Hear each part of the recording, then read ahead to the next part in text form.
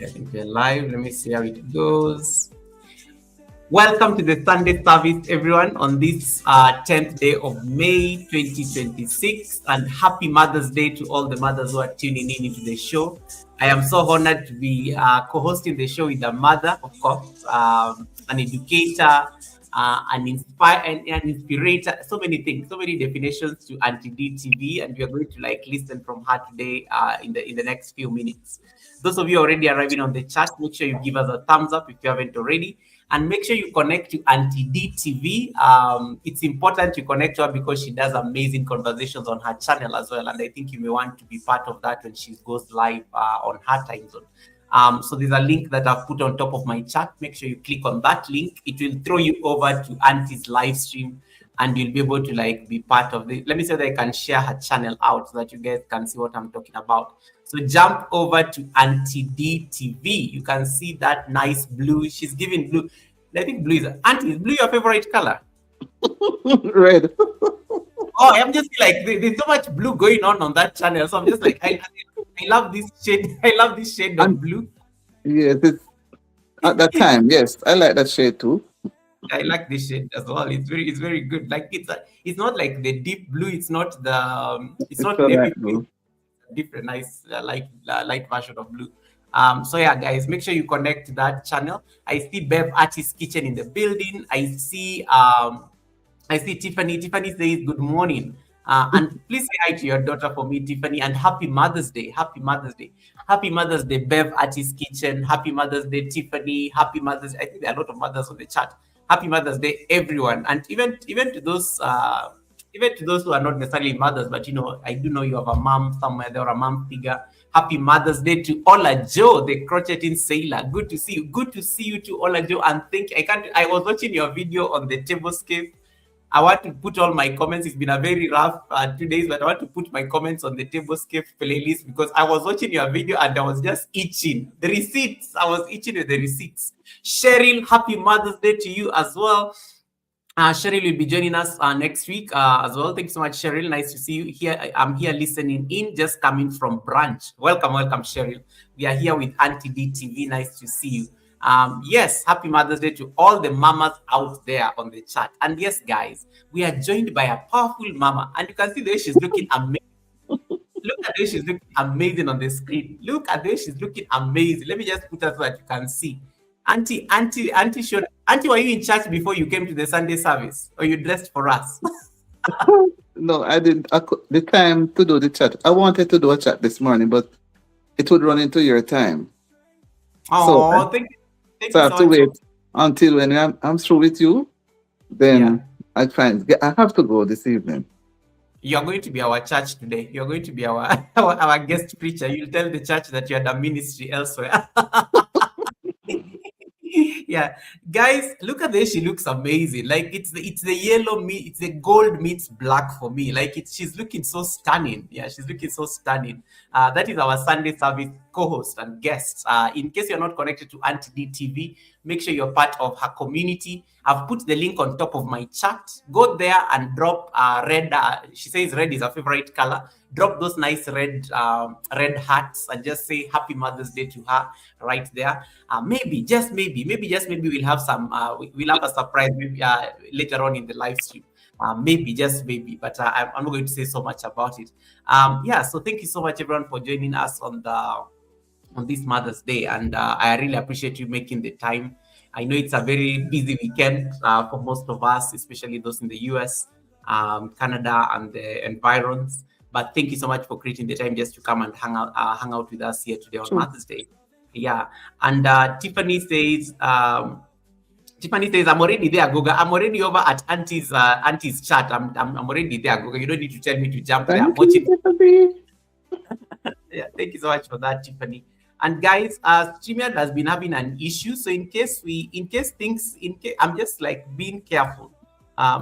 Let me drop my red hats over at Auntie as well, just to confirm that I'm watching. Thank you, Um, too. yeah, StreamYard has been having issues like the whole day. So I think for a good part of the day, morning StreamYard has not been working. I think they just fixed it like a few minutes ago before we came live. I was worried. I was even texting Auntie earlier that we may have to find an alternative but God clearly came through, and here we are. Here we are. So those of you normally use StreamYard as a platform, you may find that it has certain issues going on. It's not a problem with you. It is just like there are technical issues that are currently, I think, going on with the app. But I'm glad it's finally working. One of the I was feeling very bad because if I have to, if I had to look for an alternative to StreamYard, it means you'll not be able to see the stream over at Auntie's. And I like the Sunday service guest also getting that benefit of sitting with us for for hours chatting. I always prefer at least when they also able to stream from their channel and get that support. So it was just in time. It was just in time when I refreshed and it was working. And I texted Auntie and I told Auntie, don't worry, it's working. You just jump over and we start the live stream. And clearly it is working. But in case we are buffering, in case there's something wrong with the sound, in case we get stuck, please, I beseech you, tell us on the chat, because sometimes I think we may be talking here and just having the time of our life here in our conversation, and we are just talking by ourselves. So make sure in case of any technical issues, Yeah. just alert me, and then I'll be able to at least get it fixed. Mr. David Andy saying Happy Mother's Day. Happy Mother's Day to you. Thank you so much to you, David. Happy Mother's Day to your wife Thank you. as well. Thank you so much. Yeah, thank you so much, David, for coming in. I hope you're doing better. David has not been feeling well. He has been indisposed this week. I told him to have okra water, but he refused to listen. So, I mean, there's just so much you can do. But but anyway, jokes aside, David, I hope you're doing well. Judy Nyamai, welcome and happy Mother's Day to you. I think I'm just going to be saying happy Mother's Day the whole day today until the live stream ends. At this point, I will not say happy Sunday, but I will say happy Mother's Day. Because we do have a mother on the live stream as well. So I'm so honored, Auntie, that you agreed to co-host with me this show on this special and auspicious day.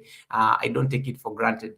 And then Creativity says also happy Mother's Day to all the single fathers. Indeed, indeed. Yeah, true. Indeed.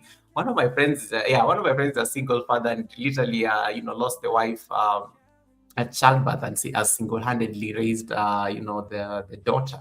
So yes, happy Mother's Day to him as well. I just thought I should put that. I did that last year as well. So happy Mother's Day. I totally agree. Let's not leave those people out. Yes, so thank you so much everyone for making the time. It is the 10th of May. The year is running. I don't know where the year is running to. Until you feel like time is always just flying in 2026. Yes, it's going real fast. And I must say, Yeah. I'm happy to be here on this Mother's Day because I myself, based on what my parents told me, I don't know if I'm speaking too early, should have been a Mother's Day, but traditionally back home, Yes. it's not based on the date, it's based on the second Sunday. Oh, wow. Yeah, so my birthday is this week, a few days in the middle of the week. So I said to myself, this is an opportunity I must seize and let it be a memorable one. Oh my God! Wait, when is your birthday? What is the exact day of your birthday? We are going to make sure we sing for you happy birthday.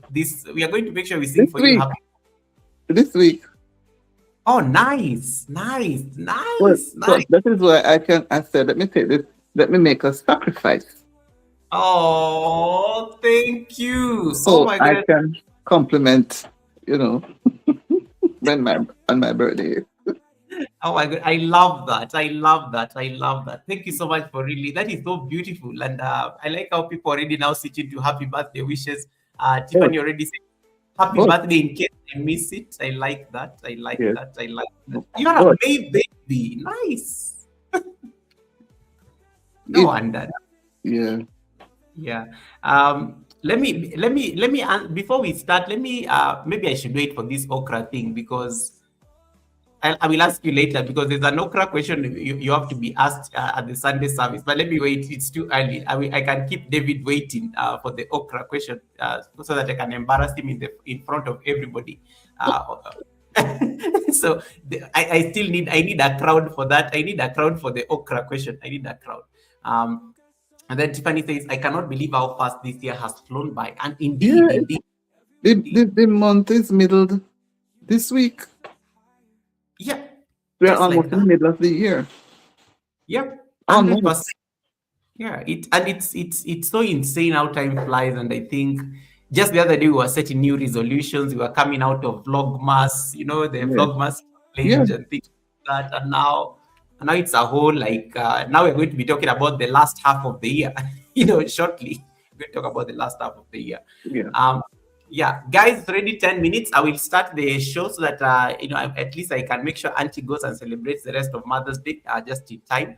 I'm going to read a quick biography, but in case you're not connected to Auntie yet, the link is pinned on top of my chat. It's going to stay there until the Sunday service ends. What you can do with that link, you can click on that link and it will throw you over to Auntie's live stream. You can watch the rest of the show from there. In any case, it's her birthday week. It's like you don't really have a choice. You have to just stay there and make sure that you're part of this. You're part of that show on that other side. Watch the show for the rest of the Sunday service there. It's also a monetized channel. We welcome gifts. We welcome any blessings. Make sure you don't skip those movies that you will come. You'll come across there. In case you have a super chat, you have a membership that you want to bless her with, make sure you click on the dollar sign. It's working. It's working. It's a monetized channel, and we are going to discuss her monetization journey as well somewhere in the course of the conversation. You guys are going to love Auntie. I love Auntie. I met Auntie like I think it was last year or something thereabout. Yes. Yeah, it was sometime last year, and she's very soft spoken. She's very demure, even the way she speaks. Auntie will not speak very fast, but she speaks like experience and wisdom. Very measured, very like you need to listen to Auntie D speak, and you're going to like. I mean, that's why you're here at the Sunday service. You're going to hear how she speaks and how she just articulates things. It's very nice and pleasant to listen to Auntie. She speaks like it's the voice of reason, the voice of reason. But I believe that comes also with experience. So that's what you are going to. That's the kind of conversation you're going to have here. David is already trying to trap Auntie and trick Auntie into questions. Auntie, you have a first question here from people. Auntie D, have you ever had okra cake on your birthday celebration? I've Inquire. never had okra cake. But if it's the same okra that we use, I I will have it with fish or just steam it Oh, myself. If that's the okra you're talking about.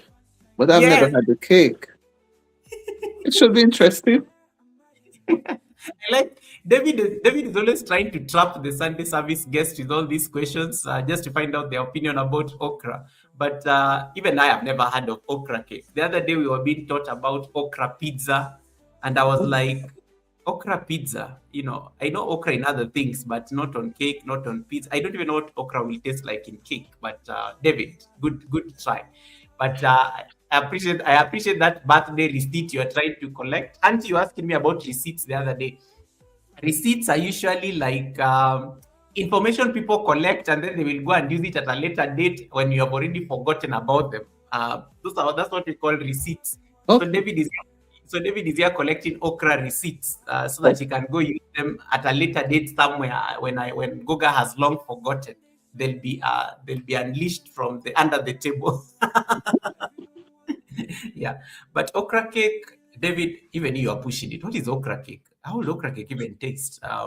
Right. But anyway, good to know. Guys, without further ado, allow me to introduce our guests so that we can start the show.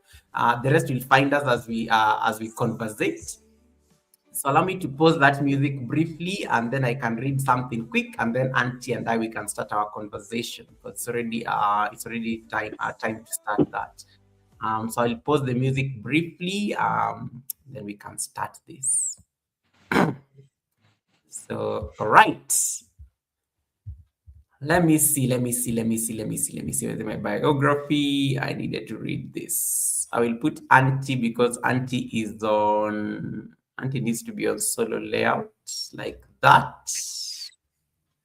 And don't guys don't I don't I'll be reading in case you have any question you want to ask Auntie. Please drop them on the chat. I'll be able to highlight them for her and I'll be able to read them out for her. So that she can relax and just feel very warm as a guest instead of struggling to squint and read all these small texts on the chat. Yeah, I will try as much as I can to like read all your questions on her behalf in case you have any. But for now, let me just like read a quick introduction just to who our guest is, and then we can start. So on this special Mother's Day, is a conversation that was really necessary and needed with Auntie D. Mm. Auntie D is an educator, a mentor, a storyteller, and a nurturing voice for generations of young people navigating an ever-changing world. Born in Jamaica, and beginning her travels at an early age. Auntie D's journey eventually led her to the US, where she has spent many years pouring into the lives of others through education, guidance, and care. Over a remarkable 27-year career as an educator, her work centered on ensuring that the next generation was equipped not only with academic tools, but with the confidence, values, resilience, and self belief needed to face life with courage and clarity. Now in retirement, looking that young, I know. You can ask her what's her secret. Um, Auntie D continues that mission in a new and deeply personal way through her YouTube platform, where she shares lessons drawn from her life experiences, faith, reflections on aging gracefully, I just said it, and navigating purpose in a rapidly evolving world. Her voice has become a listening ear, a source of and a grounding presence for many who are seeking encouragement, perspective, and healing. On this Mother's Day, we honor not only biological motherhood, but also the women who mother through their presence, wisdom, patience, and guidance. Auntie D embodies that spirit, reminding us that sometimes the greatest gift we can offer young people is simply to truly see them, hear them, and help them become. Auntie D, welcome to the Sunday service. I may not Thank have you. done it justice, but to the people who are meeting you here for the first time and they're wondering who is this beautiful lady? Who is Auntie D? Where is she from? What's her story? Just a quick introduction to understand who Auntie D is. Okay. Uh, I'm a Jamaican and I spent all my life there. I travel and I normally come here at summertime. However, since 2023 now, I migrated. So I'm here until now. I've been in the classroom. I've worked in administration, in community development programs. That's with the Social Development Commission in particular. And here I am having that exposure to people oriented. I was encouraged to try the education system that's in the school. And I first started in a high school, and then I went to the elementary, which is called primary school. And there Nice. I realized I learned a lot, and I majored and stayed there until I retired. Wow. I should really have stayed on a little more, but because of me being migrating, I took an early retirement. Okay. So I've still been on the job another few years. But because I am leaving, and I did not want to leave and wait until when I actually reached the age, so I took early retirement. All right. So here I am Um, today. Mhm. yeah. I'm so fascinated because that's quite a very rich, like a rich like history.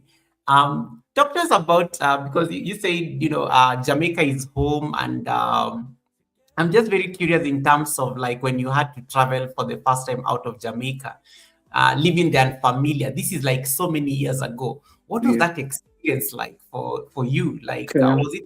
was it something that was just talk to us about that experience. Yes. I traveled first to Canada, and I spent 3.5 years on a government program. It was done in the winter, and it was in Vancouver, on one of the islands, which is known as Princeton. It was Nice. we liked the snow because we were all excited for it, but after a while we were scared because it was so cold. We Yeah. were very anxious because then you realize how much we love the sunshine. Realize it, we missed it, and it was a group of us, and some people actually cried, Oh, couldn't yes. So when the time came for us to return, everybody was so happy. But you know, over time you'd have learned, and many of us have still been traveling. But that first experience, boy, I tell you, it wasn't really nice. But the learning was good. You live with families, and you learn the cool cultural impact, and it was really good. That lives with me. I cannot forget about it. So it helps me not to be have so much of a culture shock when I come to the US. Oh wow, that's pretty good. And there are a lot of Canadians in the community. I know Tiffany is Yes, like, I know Tiffany was already going to ask which part of Canada, and I think you just answered. Vancouver, British Columbia, in Yeah, particular. all right. A special ability learning, welcome. And 3 years, 3 years experience. I like how you say that, most people are crying because they missed the tropical sun in the island. What was that one thing that shocked you, especially with that first experience? Because Jamaica and Canada are really worlds apart in terms of the culture and even the weather, and even, just they're different. What was that one thing that for you was the culture shock back then? It wasn't just one, but the food. The food. We were not accustomed, and everybody was a bit skeptic to eat. Wanted to try, but nobody want. I didn't really want to go too far, so I stick to what I really could, tolerate. And then the language, there were some persons. It was an exchange program, Mm. and the other side, it's a Canada World Youth program. They were from mainly Montreal, Quebec, so they speak a lot of French. Oh wow. So right there, the learning you have to try, try to make it, and they tried to because they came to Jamaica with us to get that experience. And some of them couldn't stay. Most of them went back before the time. Oh wow. We tried to stay to get it because we Jamaicans can be very resilient, but so most of them returned. Within 2 3 weeks, they couldn't the heat and everything, and they were just like, oh, One thing that I'm always very curious about, especially back then, and you said it was. Did you say it was a 3-year program, 3.5 year program? no, it's 3 months, 3.5 months in particular.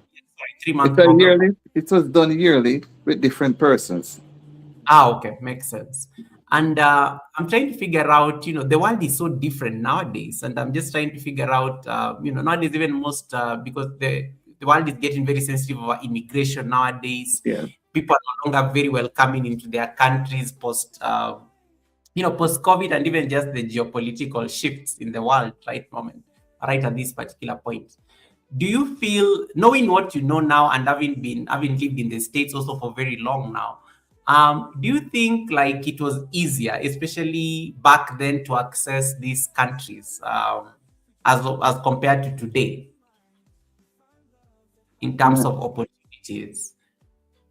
I don't know if I don't know if I should say if it was easy or not because then I Mm. could only think of having gone on that program. It's not like you just apply and go. You're being selected from where you're working. Yeah. Oh, okay. Yes, it's you're selected, and then you're given the opportunity to go. So, but if you did not want to go, you didn't. They didn't force you. Okay, You were makes not sense. forced. So it's like it's hard to compare because then after I even did the program, I tried Mm. many times to come here, and I wasn't successful. Oh, nice. And so it Uh, took a while, and then I come a couple of summers, and the summers were really nice. But I tell you, the winter is cold. yeah. Was it the first one of the? I always crack a joke. I always crack a joke with people in the community that I've never seen snow, like other than what I see on people's channels and people's videos. Was it your first time ever seeing snow, like in real time? Because Jamaica is it's an island nation, and you get to have more sun, the tropical weather. Um, was that your first snow experience, or you had seen snow before? My first snow experience was in Canada, and I was excited. Everybody was. When it starts, it's so pretty when it's Yeah, coming down in the nights. The lights, it's pretty. yeah. But when it stick to the ground now and it start to get mushy and you feel it and you cannot feel it's like you want it now to go. You Oh want yeah, it to because go now. And you have to it tolerate becomes it for so long. But It became, it's kind of nice. It's nice looking at the trees. Some aspect of it is nice, honestly. Looking at the yeah. trees and the grass, this broad areas, snow all over. And then when you look at the trees, there's this Christmas carol that comes to mind, walking in the winter wonderland. Because it's so much. As I look up, so many. It's still pretty, it's still pretty. I hardly see a winter without a snow. It's still pretty, but it's just like over time, well, the roads are cleared now, so it's easy to drive. So it's not a problem. Okay, okay, just checking in. Mhm. And then and then now let's talk about the transition into the profession. So you started off as an administrator, and then you went ahead and spent like over 20 years in as an educator. What was it? What informed that transition? Like there are most people like maybe let's say for example they start off and they say they want to be, I don't know. It could be they want to be like, let's say, a nurse, or maybe they want to be like a lawyer or something like that, and then they end up picking another profession altogether. Um, what informed that transition for you from from administration work into being an educator? Or was it something that was always you're passionate about even from an early age? It was just a matter of time, or Okay. I always have good teachers. In my time of going to school, yeah, your parents know all your teachers right through your entire school life. And yes, most of the times, your teachers, some of them, and you and family may attend the same church or may live in the community. Your parents know them. And yeah, they it gives a kind of family feeling, you know? So you develop a church, they make sure, oh, mm, s- I think she can do it, Even if they think you're a little shy, and they help you. And they see your yeah, parents. Have so and so been doing, they talk about your parents, and then your parents feel good. So if you do anything bad at school, the teacher's going to tell the parents because the teachers and the parents tend to have, in those days to me, a bonding. A yeah, bonding. So it sort of pushed me then. So when I started into business admin, I work as a secretary, accountant, and in administration. It was interesting. But after a while I said, I want to try something else. I want to see how and then I had some friends too who were sort of motivating me. And mm, then I said to myself as well, it would be nice, because you have the long holidays and the summers, those things. So, you have 8 weeks of summer holidays and Christmas but what they do now is they are utilizing the holidays, some of the holidays to do some workshops, which some of us don't really like that, but we have to adhere to it. So going transitioning into the classroom, I realized that let me say, let me use the term children. Children lacks motivation, mm, and many of the parents are young. And many of the parents they have them when they were themselves teenagers. So most of them, not all, most of them, the values and morals that you'd want to see in those children, and sometimes those children have abilities, but you see where it's lacking. So you reach out and help them. And many a times, the children are so drawn to you that they don't even want to see you talk to children from other classes. For example, if I'm with a grade 3 class now, this year, grade 3 children do not want to see anybody from any other class come. Miss, don't let them this. Miss, don't tell them anything. Let them go to their teacher. They try to be mm, so protective. Miss, are you ready for lunch? Miss, you're at school early today. Miss, they compliment you and you feel so nice. yeah, And then you in turn compliment them as well. And you realize that love can be shown in many ways. And when you show love, which is not so plenteous, you have to create an awareness in those children. And even when they go home and you see their parents will tell you, well, some of them can be rude. but at the same time, you have to know how. I'm Mm. not saying teach in the classroom is easy, don't get me wrong, because some parents, may not balance it in well, but you have to find a way. Especially you have to win the parents through the children. But one would say then that it is difficult because if you have a class of, say, I usually have a class of 65. And as I say that, no, I'm going to say something. I remember one day I was delivering a lesson in the classroom. I don't know how, but I fell flat down. I didn't know how to get up because they are going to Wow. laugh. And a couple seconds, I want to get up. It's like I was frozen. And I take my time and look around. And I was listening to hear, because when somebody fall, you hear. And they, Yeah. until this day, I don't know if when they went outside, they laugh. I don't hear anybody laugh. And when I got up, I sort of smiled and said, thanks. And I said, Miss, you hurt yourself? And and I felt so good. And I said to myself, what if they had laughed? How would I have felt? You know? Because when somebody fall, but it was in the classroom and nobody laughed. Nobody. Wow. And there was this other incident too before I left when we had this earthquake 2020. A few weeks before COVID, we were together doing a nice lesson because I like social studies. Mm. And I heard a very awful sound like a huge truck going up a hill with so heavy and I said to myself, what is this noise about the place? And I was wondering if some truck had come with some material or something. So when I got up, I find that I couldn't move. So I said, what are you gonna do? So I pushed back the chair in a very, firmly and make one step. I couldn't make another. I saw the place like what I don't want to experience it again. It's like it was totally going apart and you hear a terrible sound. And I look at the children, they were all sitting there, we were about to deliver. And I look at them a second time, I look back outside. And then I said, under the desk, everybody. And Wow. one person, teacher earthquake. And I didn't I said, under the desk. And I went under the desk to under my desk. Goga,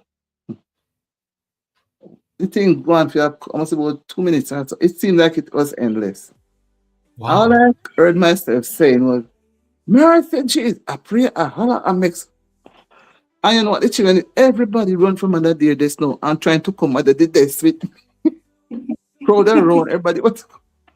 And then one said to me, teacher, getting into spirit. And I said, no. I said, you don't realize what was happening. But children take things lightly. And they say, yes, teacher. Teacher said, under the desk. But it was really scary.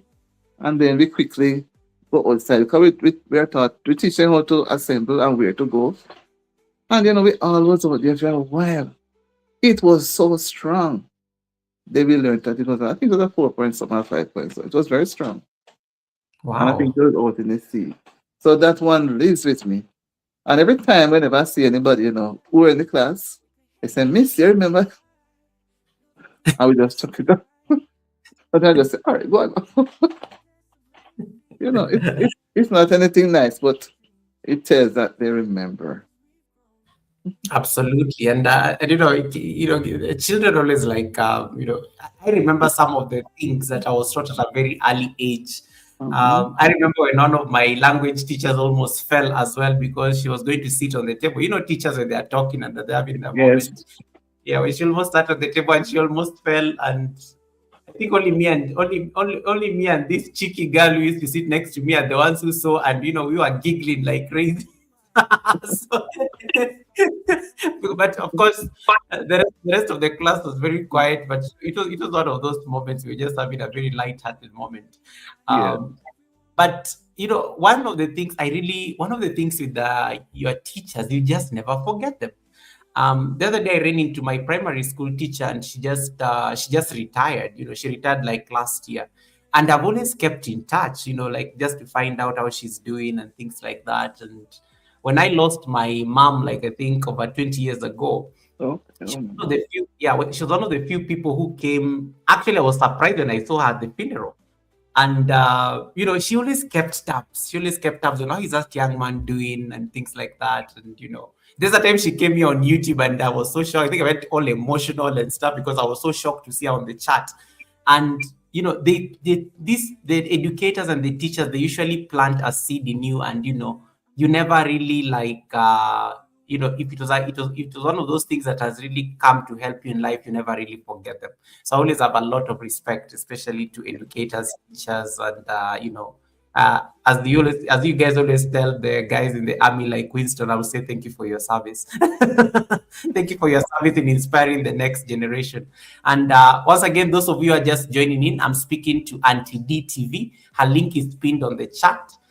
Today we are discussing everything about raising the next generation. We are going to focus a lot on self-esteem in terms of conversations around self-esteem, not just for young people but also for content creators. And it's special because we have Auntie D having this conversation with us. In case you're not yet connected to Auntie D TV, please click on the link that is pinned on top of my chat. It will throw you over to her live stream. Give us some love there. Give us some love there. Also, it's her birthday week, so you need to pass by there and just shower her with some love and affirm her. It's her birthday week. She's probably going to tell us more about that just before we let her go later on in the live stream.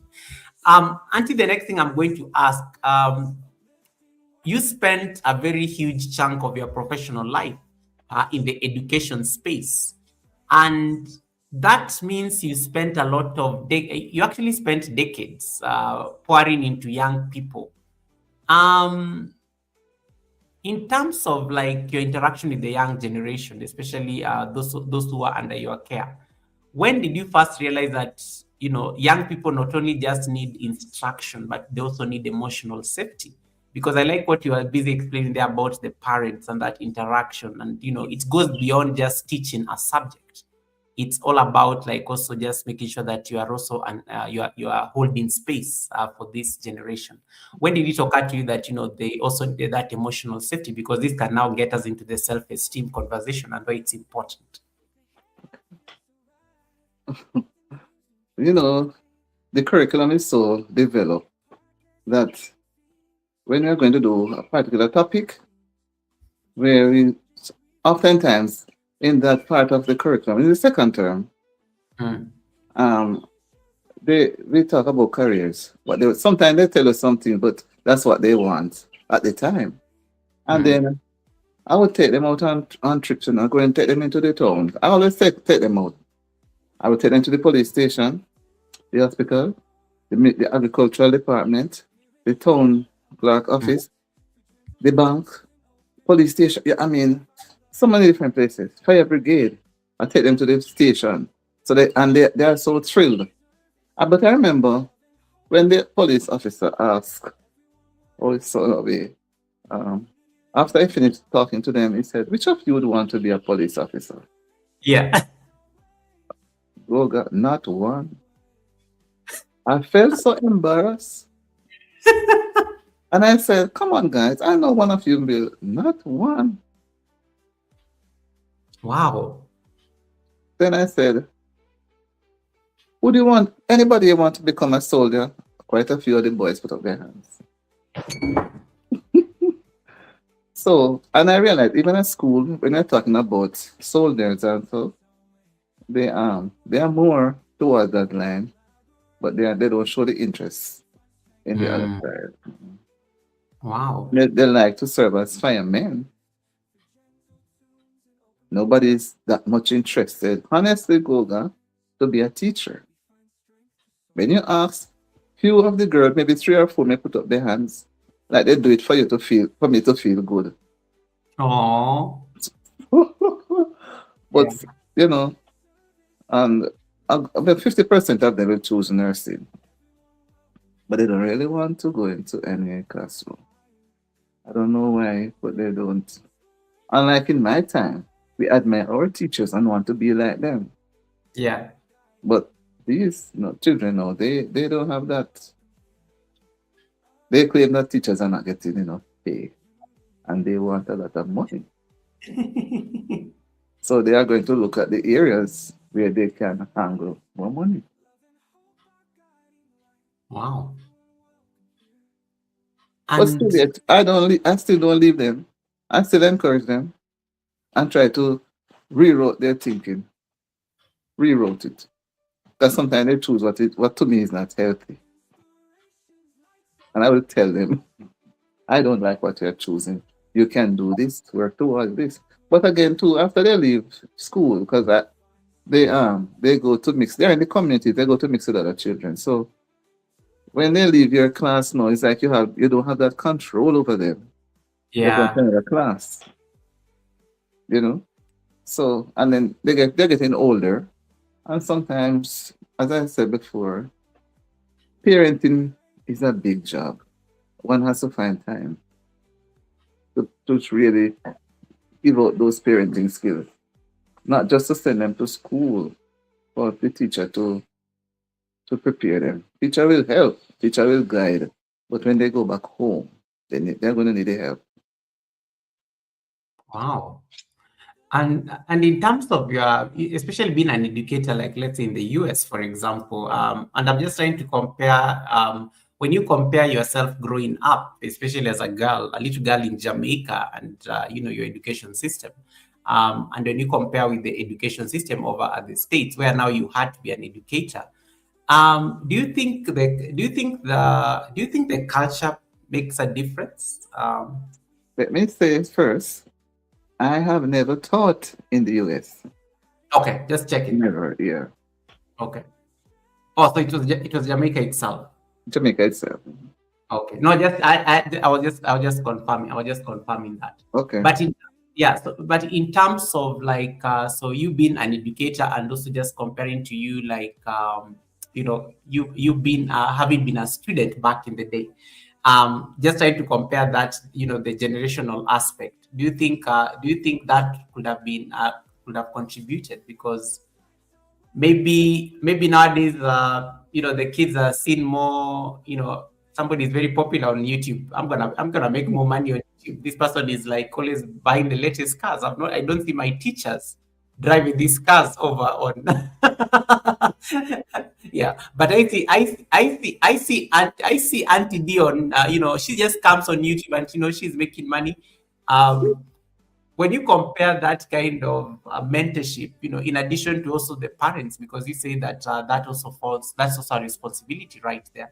What would you say, what kind of, would you say like the generational aspect also like, you know, continues propagating this, why kids are no longer interested maybe in those professions like being a cop, being a teacher, or Oh,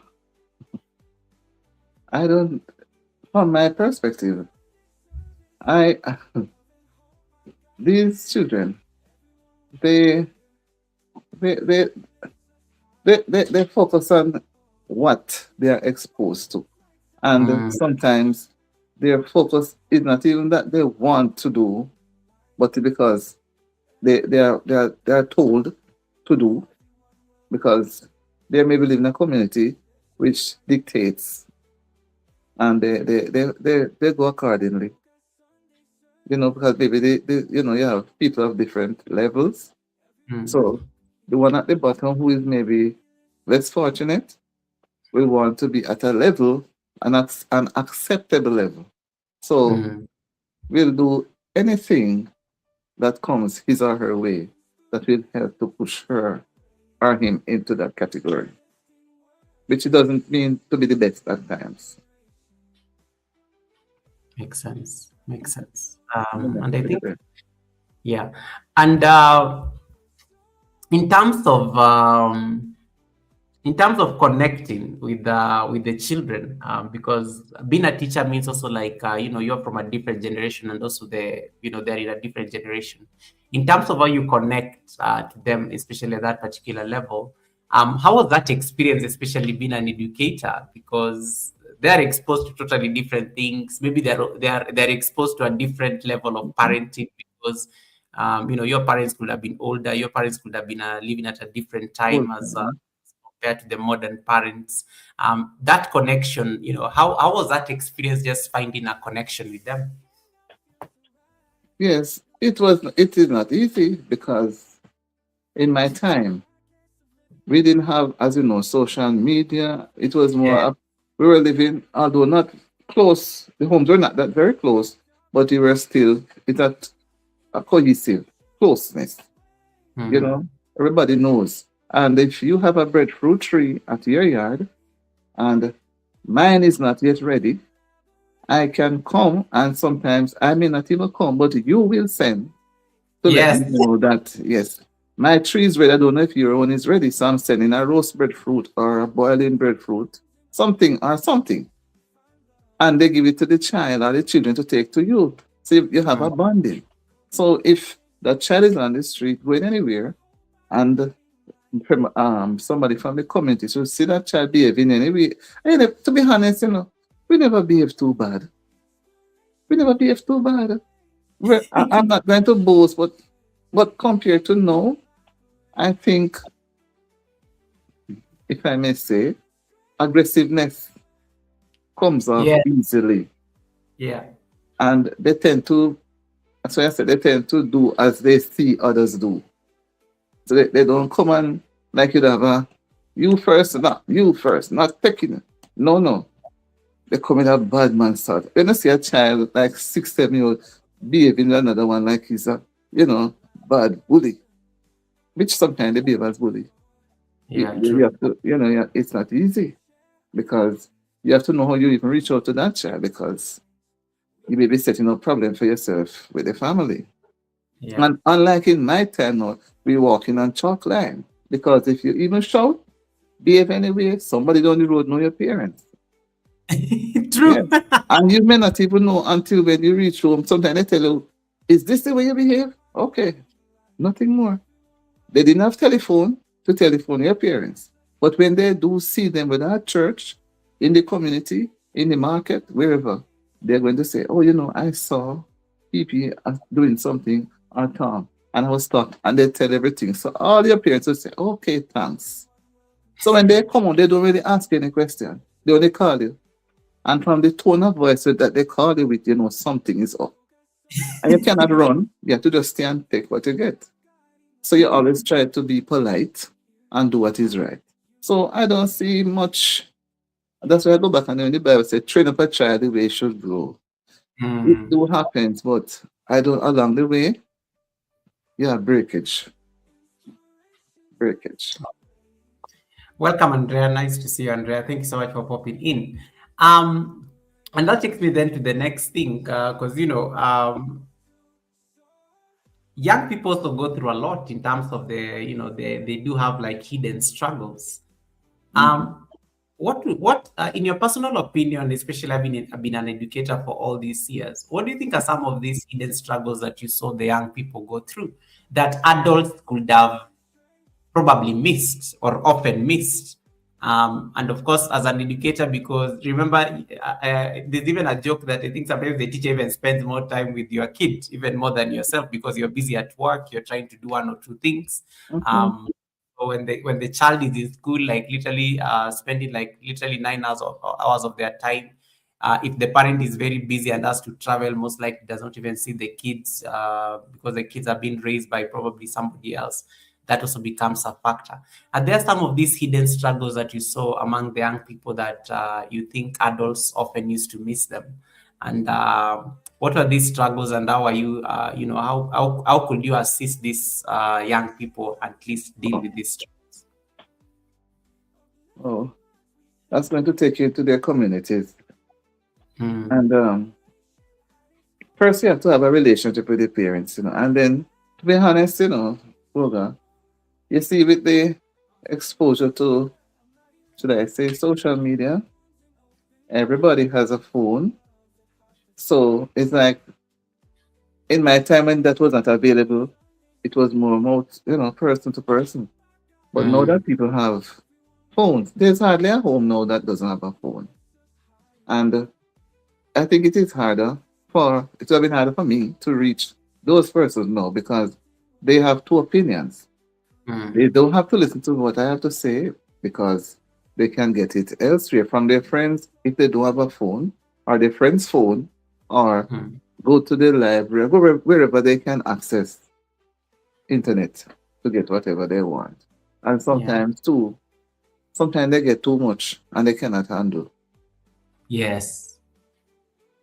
And they will not sorry, they will not try to seek help, they just do things their own way.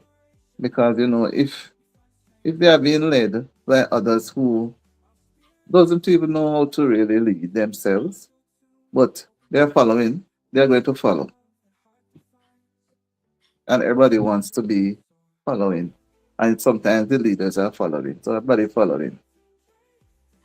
And then at the end of the day, it's left to the person now trying to make a change. Sometimes they're able to make a change, but Mm. they're going to need help. Because yes, you can discover things, by yourself, but you're still going to need a little help to make it a little simpler. I like what you said in terms of they live in a more connected world as compared to back then.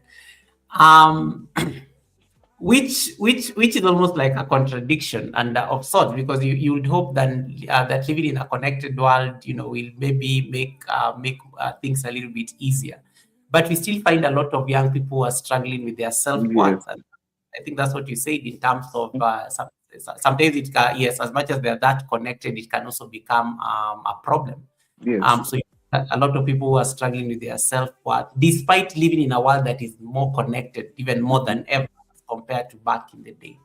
Why is this a problem? Why is it a problem considering they are exposed to all these things? I think sometimes, depending on what the person is looking for, or Mm, if you have a goal working towards, and you can't all the while be doing things by yourself.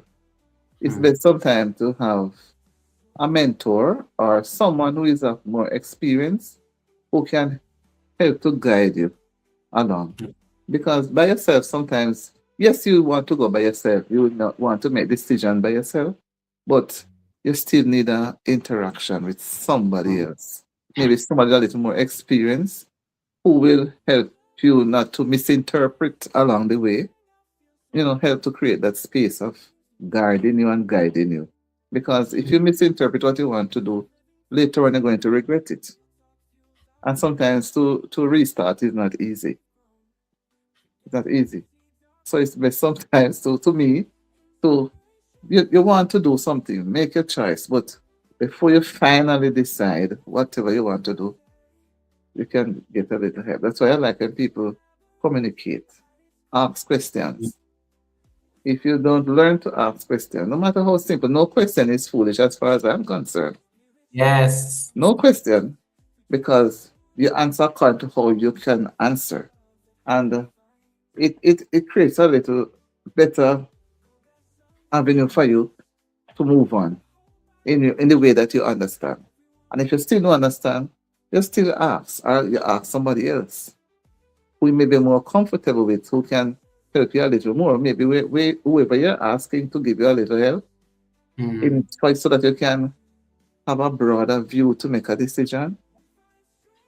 Maybe you're not getting it there, or you don't confident the person enough, you don't think the person really genuine, then you look for somebody who you think we are more comfortable with.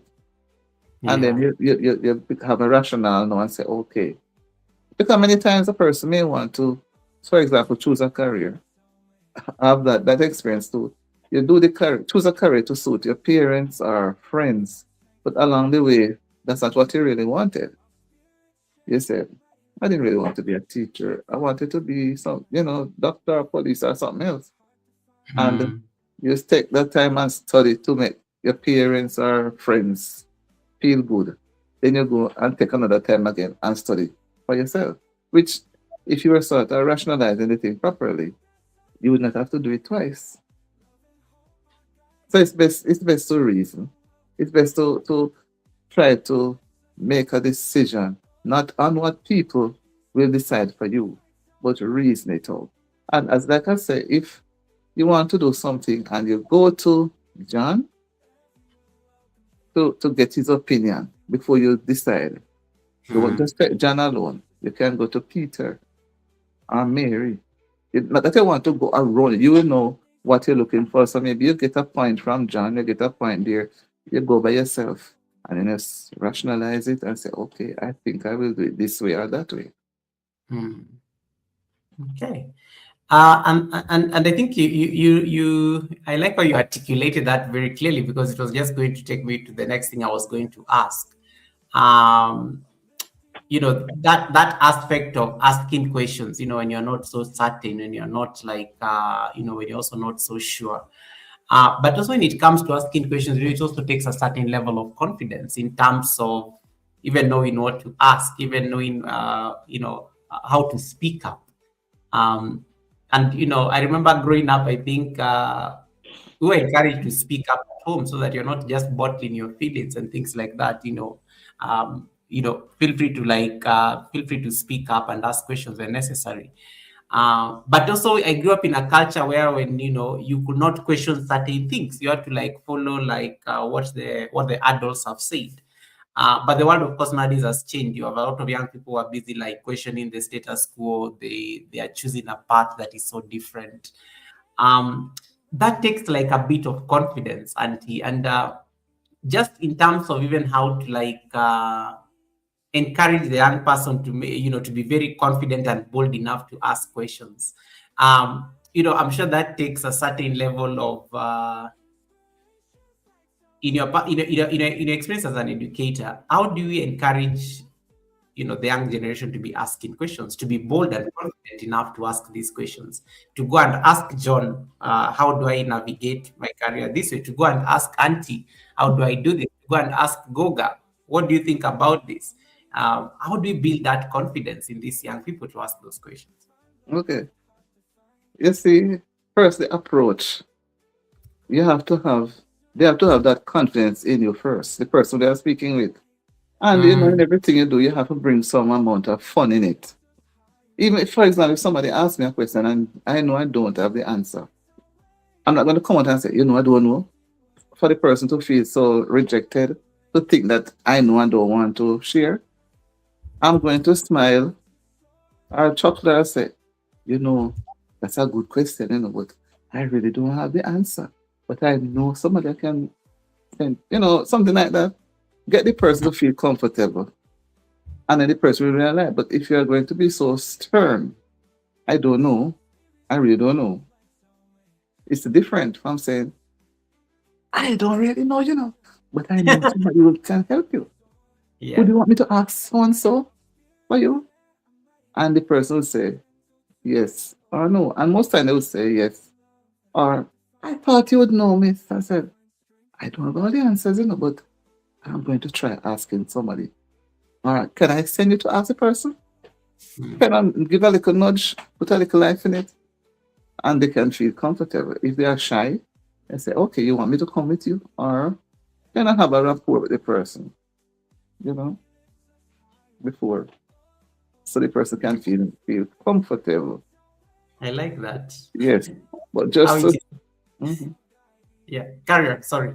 yeah. But just sometimes we genuinely don't know. And sometimes we know. And we just practice say, I don't know, and leave it there. We don't give any recommendations what the person can do.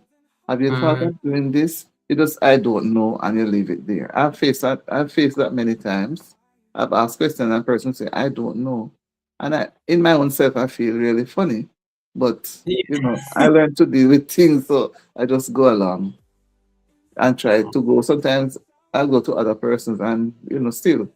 But then sometimes I just jump over the thing and then well, I need to know, and I'm not getting anywhere. So I'm going to ask this person. Is that they tell me say they know or they don't know, you know. Yeah. But they don't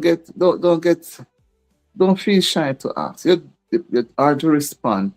Be honest. I don't know. I really don't know, and put a little smile in it. But sometimes you're on the phone you feel the smile on the phone, and something you feel the harshness in the voice, which sometimes the phone can be betraying to either side. And because you may not be speaking directly to the person, as well the person can be speaking to you person to person. And if it is person to person, while they're asking you, they're focusing on your countenance, your eyes, everything, the sound. And if they're not comfortable, they will just Mm. say, okay, you don't get anything else. But if they are comfortable, they will probably smile and say, okay, go ahead and ask Goga. Or can I ask him myself? And I would say, yes, go. So you see the difference? You have to open a gateway to make a person feel comfortable. Clear. Although many times I don't get it from people, but because I know I just work with the system, whatever it is, Okay. you know? Com- Yeah, the other thing I also like that I think you hinted at. So also with in a connected world, you also find there's a lot in terms of the comparison culture. And young people, of course, we are never the same. It's there's some of us used to go to school walking, but there's some of us, my classmates I know, used to be dropped in a Mercedes. Um, just that aspect of even just comparison culture that can sometimes also affect a young person's. Why are my parents not? Why are my parents not blessed life journeys parents? Like blessed, that comparison culture, and sometimes it ends up affecting, their self-esteem. In your personal take, how do you handle this? Because these are things that even when I speak to the kids, it's one thing that is very alive and well in their mind. Um, Always comparing, and sometimes Yes. maybe, yeah, always comparing. Yeah, what I do, because I honestly, I've done a lot of walking. I normally walk to every level school, primary school, high school, everywhere. Walk. One Yeah, mile and a half up the hill, 1 mile and a half back home, 2 miles to the high. Because we didn't have taxis like now, where yeah, children are just at the gate and they have just two chains to go to school and they're not walking.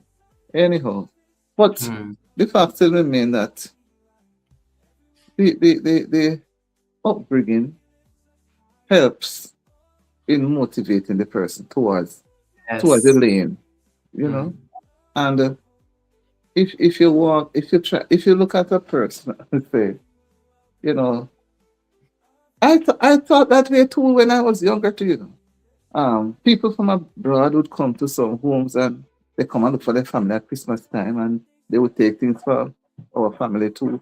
And I always say the question, why my family don't have anybody traveling and coming down? I always say, I'm saying down barrel with things and pretty foreign clothes. When I go to church, some people have and children have on some nice pretty foreign socks and slip and dresses.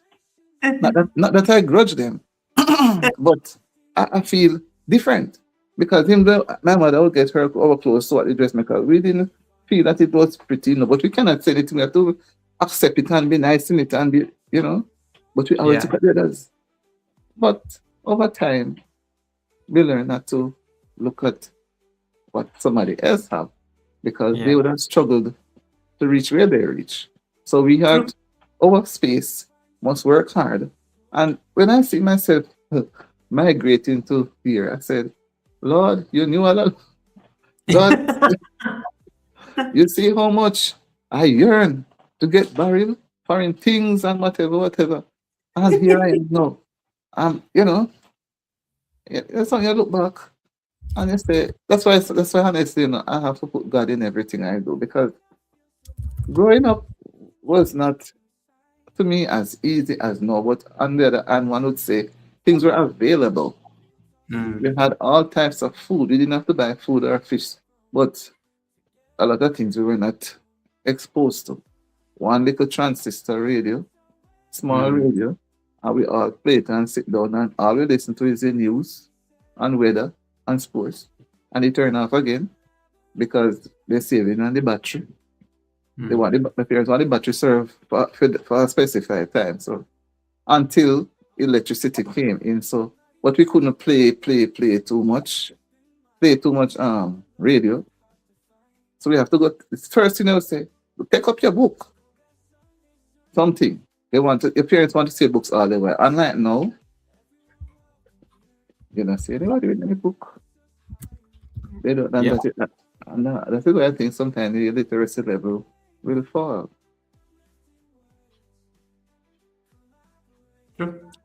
Well, welcome to Asharia Blessed Life Journey. Nice to see you. Tulips Corner, thanks so much for coming in. Once again, guys, we are speaking to Auntie D. In case you are not yet connected to Auntie D, there's a link that is pinned on top of my chat. Click on that link and go over to our live stream and just make sure you give us a thumbs up and connect to her as well. Um, Auntie, there are conversations that the society avoids. Yet that is the conversation that the young people desperately need. And you are not shy to have these kind of conversations, especially being a teacher and being an educator. What are some of these conversations that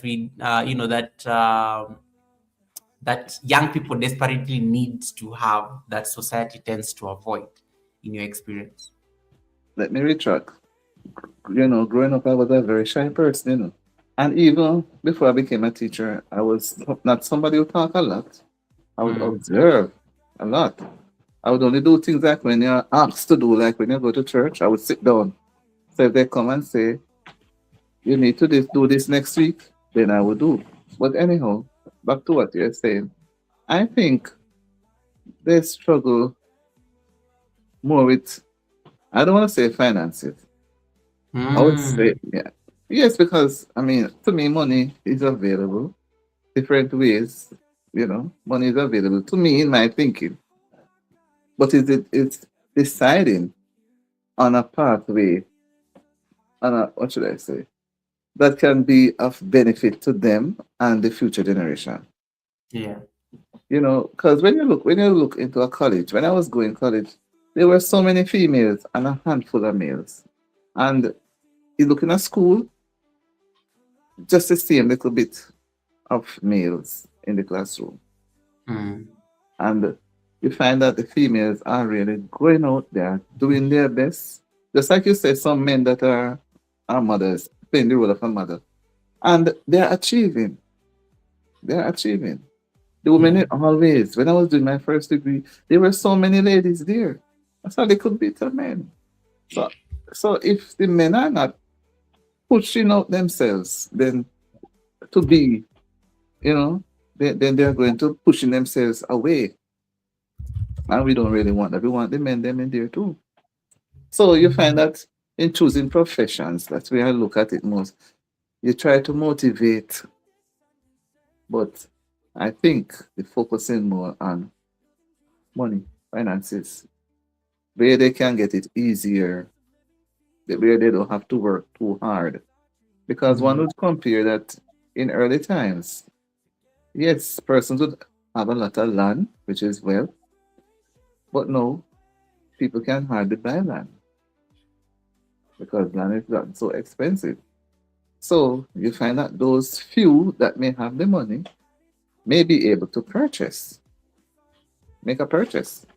mm, So you can just work with everybody, encourage them to have a meaningful profession, not just the, I don't want to say fly by night, not just say to just have money because you can get money from a certain place, but have a meaningful profession that it builds you. And when you have your family, you're going to build your family to continue with their family as well. So the generation will continue on a pathway that will be more progressive, not just mm, for just the now, just the now. You have to look ahead. So when you look ahead, you'll be building yourself, building your self-esteem, and you're building society. If society just stop at here, what are we going to do? There won't be any doctors, no teachers, no nurses because they can get money easy. We okay. want the intellect. We want them to be intellect. Mm. Mhm. In terms of before I ask the next thing, I want you to know, like, what does healthy self-esteem look like in your assessment? In case you say somebody has this person has a great self-esteem, what does that like?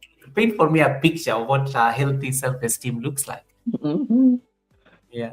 In my opinion, as healthy self-esteem is one where you can motivate your doing. can help to Mm. motivate others, Yes. right? So I, for example, would say, I want to become a president of a company. I'm going to try and do all the necessary studies to gear Yeah. myself for the position. Yeah. And others alongside would say, that's a good idea. And you don't just do it for yourself, you do it for others too. You can share your idea, although sometimes you share your idea and, you know, Mm. it affects you negatively. But you can share. Mary, you could do some more courses. I'm going to do some course in management. What do you think? You think we could manage it? Involve them if they want. If they don't want to, then you go along by yourself. Mm. But sometimes you try to involve others and they become negative towards you. When especially if they did not take up on the offer and you alone try and something comes up that's available and you're considered, you see, if you're not careful, you have a rift. Mm. But all along you were trying to get company for you to go together to do some extra courses. So you could work together, study together, share together, make it easier. But sometimes some people just maybe sometimes they don't have the money, but sometimes most of the time they look at the no. And to me, you have to look further. Beyond the no. Yeah, beyond the no. Look beyond the no, not just at the no. All right. Do you think like our guardians, parents, and even the people like brought us up as young people did do have an influence in terms of how you evolve, especially your self-esteem evolves even as you're growing up and as a from a young person to an adult. Is it? Mhm. Mhm. Yeah, as I said before, your upbringing, should I say upbringing, growing up has a lot in helping you to decide. Mm. Yes, because it would have exposed you to, and you see, on the other hand, if you're not somebody who, I don't want to say go to church, but not associate to any other community group or just your peer, your family at home, you're going to be limited. So Ah. yes, so if it's best to me to be involved with some church group or some community groups where you can learn somewhere, you can garner, and help to create a better self-esteem. Because there are times you think you're doing well, which you're trying, but you can do much more. And sometimes somebody has to pull you. Because I'm somebody that sometimes they say, "Oh, I'm tired enough, I'm about that," and somebody give you a little nudge. At the end of the day, say, happy that you have done it. Sometimes we just need a little nudge, nice up the thing. And you do the same to somebody else. And sometimes you see something in somebody, which the person might not even pay it any mind, but you see it. So you give them a little push. And sometimes all they need is a little push, just a push or a True. pull. Yes. And you be sometimes they're surprised and someone say, "Boy, I never know I could do this. And they feel so good that you really had, I can't forget you.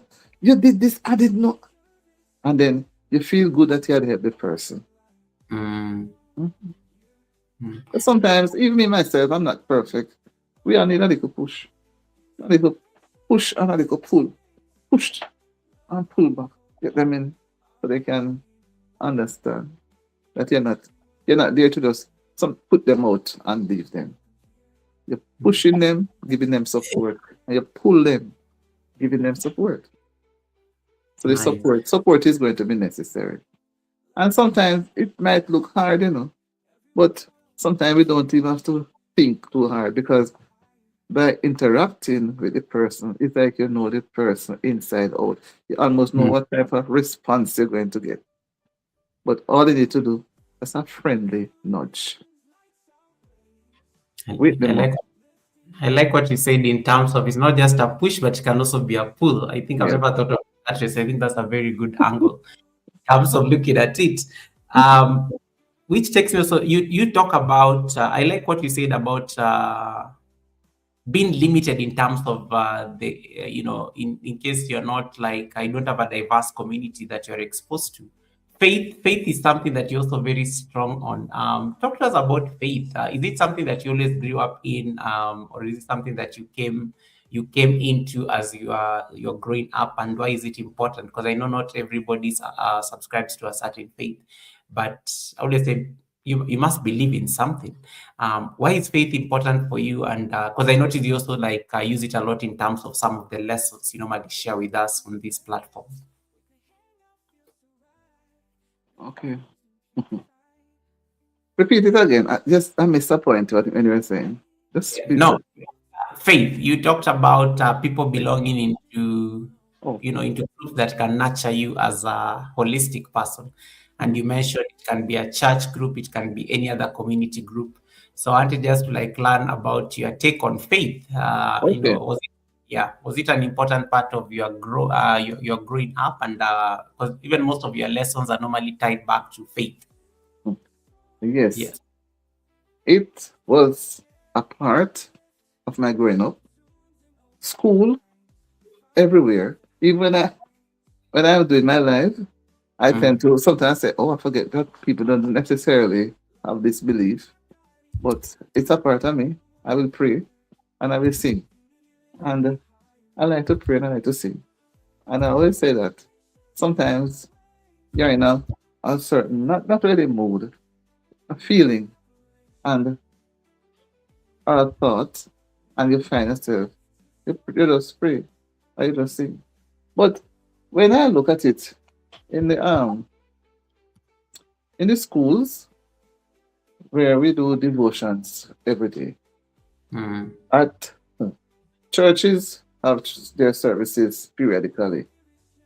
At homes, not many homes, based on what I've learned so far, do any form of, let me say, worship, because I hear the children talk when they come to school. mm, They don't get anything like that. So when they come, sometimes they like it, and when the devil take them on it, then miss the devotion too long. So you have to find something that will enhance, like a story, Bible yeah. story that and where they can get something from it. So if you're by yourself and you're with a family, you're in your family growing up, they don't have anything to say about basic any basic principles from the Bible, I should say, Mm, then it's like you're on your own. But I know persons who they never really stay on their own much. I know persons who grew up with me, they didn't have that in their home. So when we have worship, they come over. They come and do worship with us too, you know. But they have never had it at their home for us to get a chance. So can we always say, go back over your house and let us come. As children, we say to them, we want to come over there too. And all when they ask their parents, they not do anything. So the parents said, well, let them come. So we do. We makes do. sense. Mm. So, And so you have to encourage. And I believe in the supernatural being. And I can't force people what they should not believe, especially when they're mm, of age. But if we trust the hand will provide. And if we are fearful and trust Him, He will provide. He'll remove all the fears and open avenues. But some people think otherwise, so I don't try mm. to force my belief on on, others. on something else, yeah, true. In terms of even like so you mentioned a lot in terms of how upbringing can also like have a lot to do with how you turn out or even Yes. how you handle life's challenges.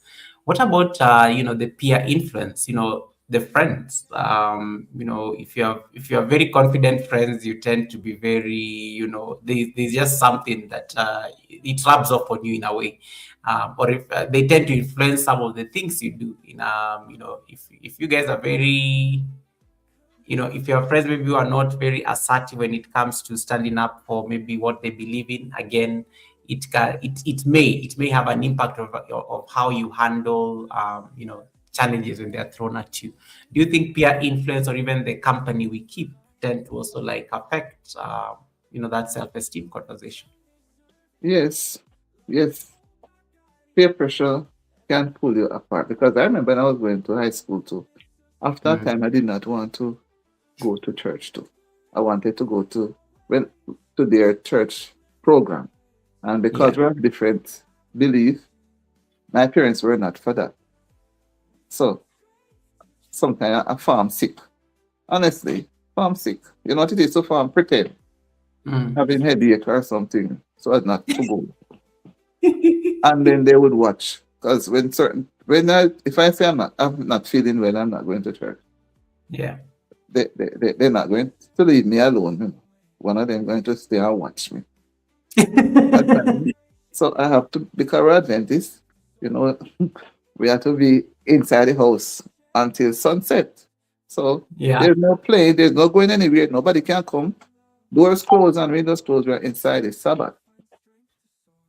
After sunset, then we can go out and play. So me and we just go to church and go meet everybody else. We don't bother.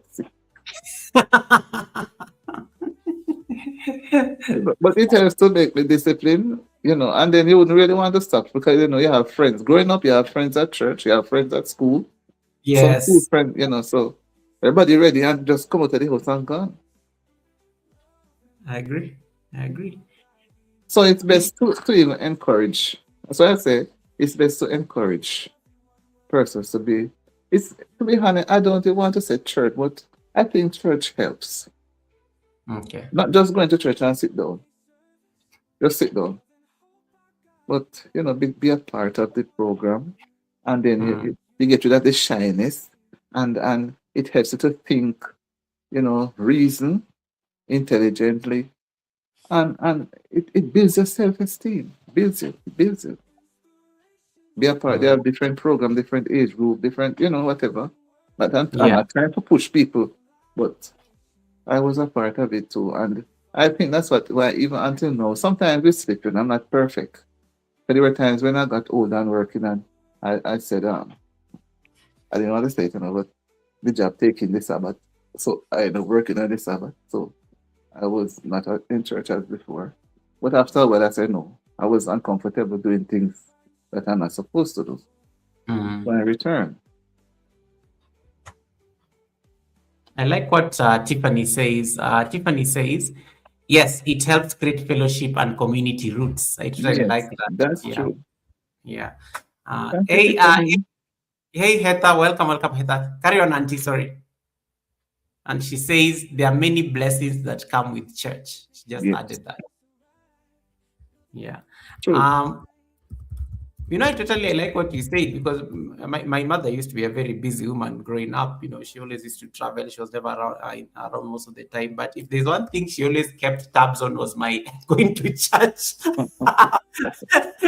Yeah, that was she knew whether she's across the world, she will know that, did it go? Because it was very important for her for some reason. Okay. That you get that value system, especially from grounded in the church, even though she was not very active in it. And I think later on I came to learn that, yeah, that's how she'd been brought up. So it was very important for those values to be passed, the church values to be passed, because I want to raise a man who is going to be, who is going to be aware that he needs to be kind to the next person. He needs to help when he's required to. He needs to like be very grounded when he needs to, and things like that. So I think I agree with you that church, I think, was a very great part of just growing up.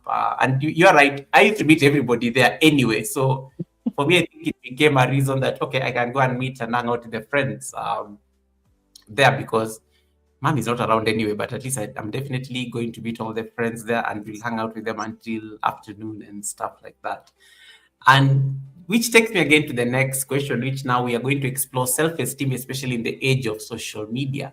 What is that one thing, Auntie, that anywhere you see it, you just start scratching your head? What is that one thing that concerns you, especially the impact of social media on self-esteem? And this can even go beyond, beyond the young people. It can even go beyond the youth, because even us who are on social media, who are on platforms like YouTube, trying to like build brands, occasions arise where our self-esteem is put to test.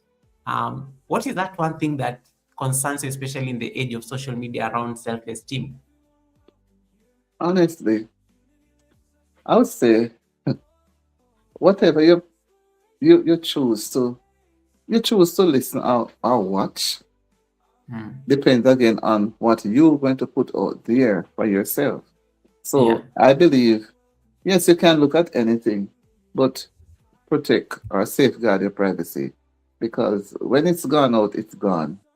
Yep. Yes, it's gone. And there's no way to retrieve it. Whatever you try to do, it's just gone. But you can learn. You can learn from it. You can learn from social media. You can learn. And that's the only thing though, is that sometimes if you're not careful, you spend most of your time on social media. Hmm. You have to be able to manage your time well. Because I don't know why when you go on it, in a quick time, 1, 2 hour pass. Honestly, it time and you say, but it's just I just come on. And if you have to go and do something else, time looks like it takes so long, you know. And there's so much things that one can learn too. But as I say, if you avail yourself for every single thing on it, that means that you're not going to be of any use to do anything else.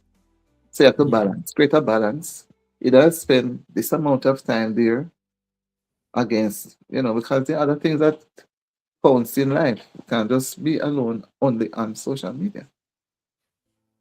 We I need to like that. interact with our fellow human beings.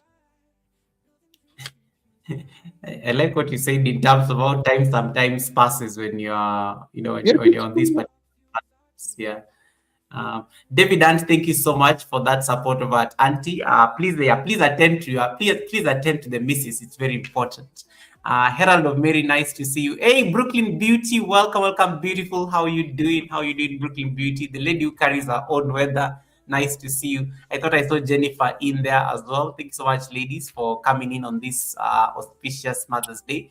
We are having a conversation with Auntie D TV, who is with me on the panel right now as a Sunday service guest. We are just having a great conversation with her here around self-esteem. Um, these platforms, social media, and also even platforms like YouTube, also can sometimes they can also put you to test, even in terms of we have a lot of people who tie their worth to the views they get, to Yeah. the, if you're not tying your worth to your views, they're probably tying it to the followers they have. And sometimes it's even the engagement that they're getting. So you believe, so your worth ends up being tied to these metrics in the analytics, as opposed to like you being you. And I like the example you gave in terms like go out there, you have a life beyond these particular platforms. You have friends, you have like an immediate circle like around you, outside the platforms. I don't know how I don't know how you can help us navigate that challenge, because it's there, it's alive. What kind of advice would you give to even content creators? It doesn't even need to be, especially the young creators, because I know when you get to a certain age, you really never care so much about many things. But young creators who tie what to this particular analytics, what is that piece of advice you'll give them?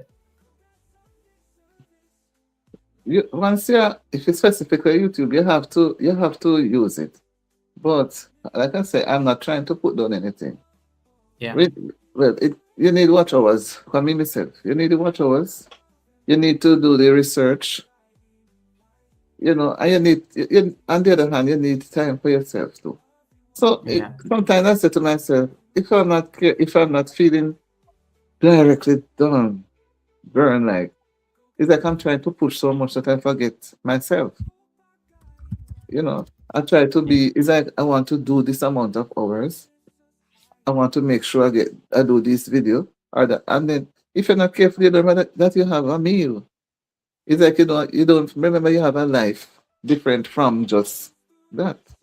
And then yeah, when you put in a lot of hours and then you look at yourself, you look so tired because while you're sleeping, the brain working because you did already make some notation that you're going to get up X time to do some research and or get some information or to put together some videos. Yeah. you may be on a live stream for X amount of hours, but the brain is tired. Yep. And That's true. you feel sometimes, personally, sometimes I feel so drenched. But I have to say, take a break here. So I just, but then I have to come up because you take a break now, you have to double up when you come back again. Yeah. I like that. Because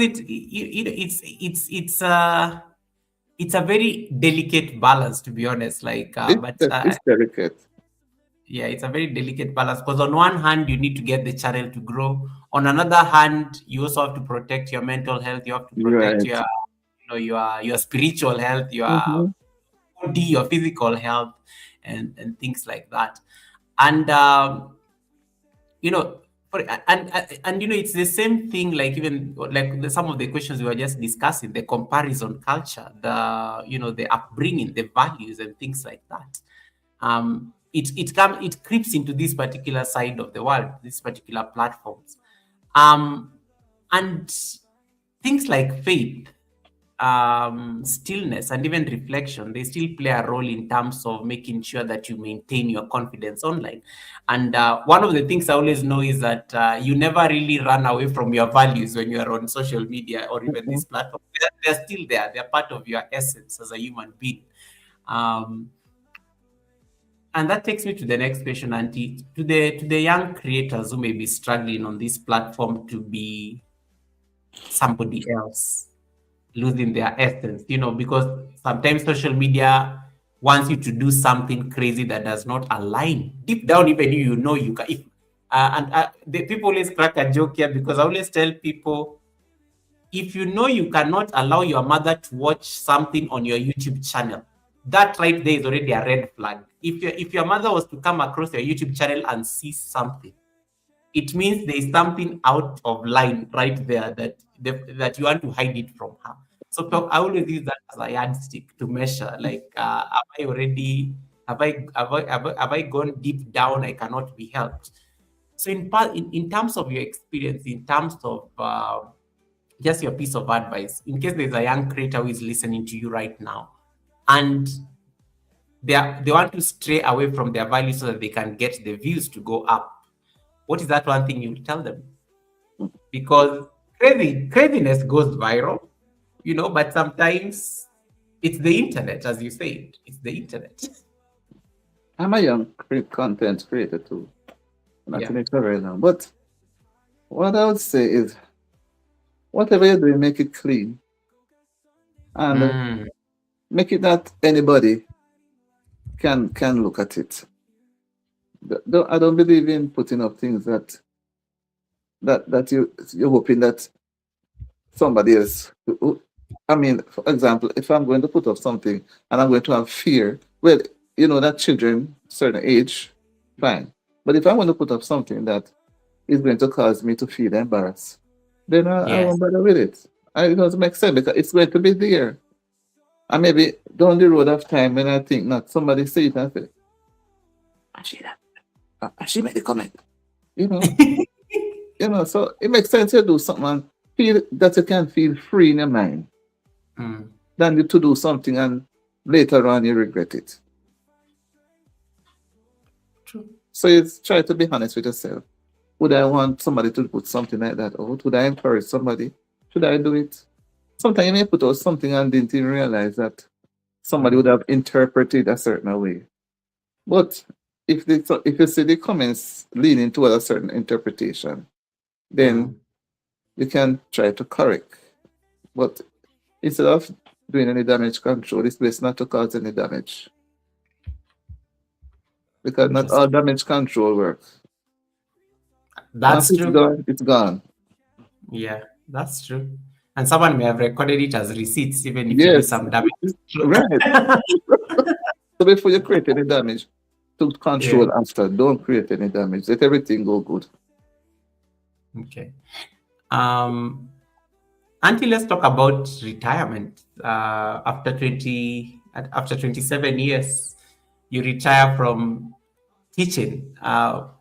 First of all, and I say you opted for early retirement. before I ask about early retirement, how did that decision feel? Like you could have stayed for like a few more years, but Mhm. you decided to take a bow early.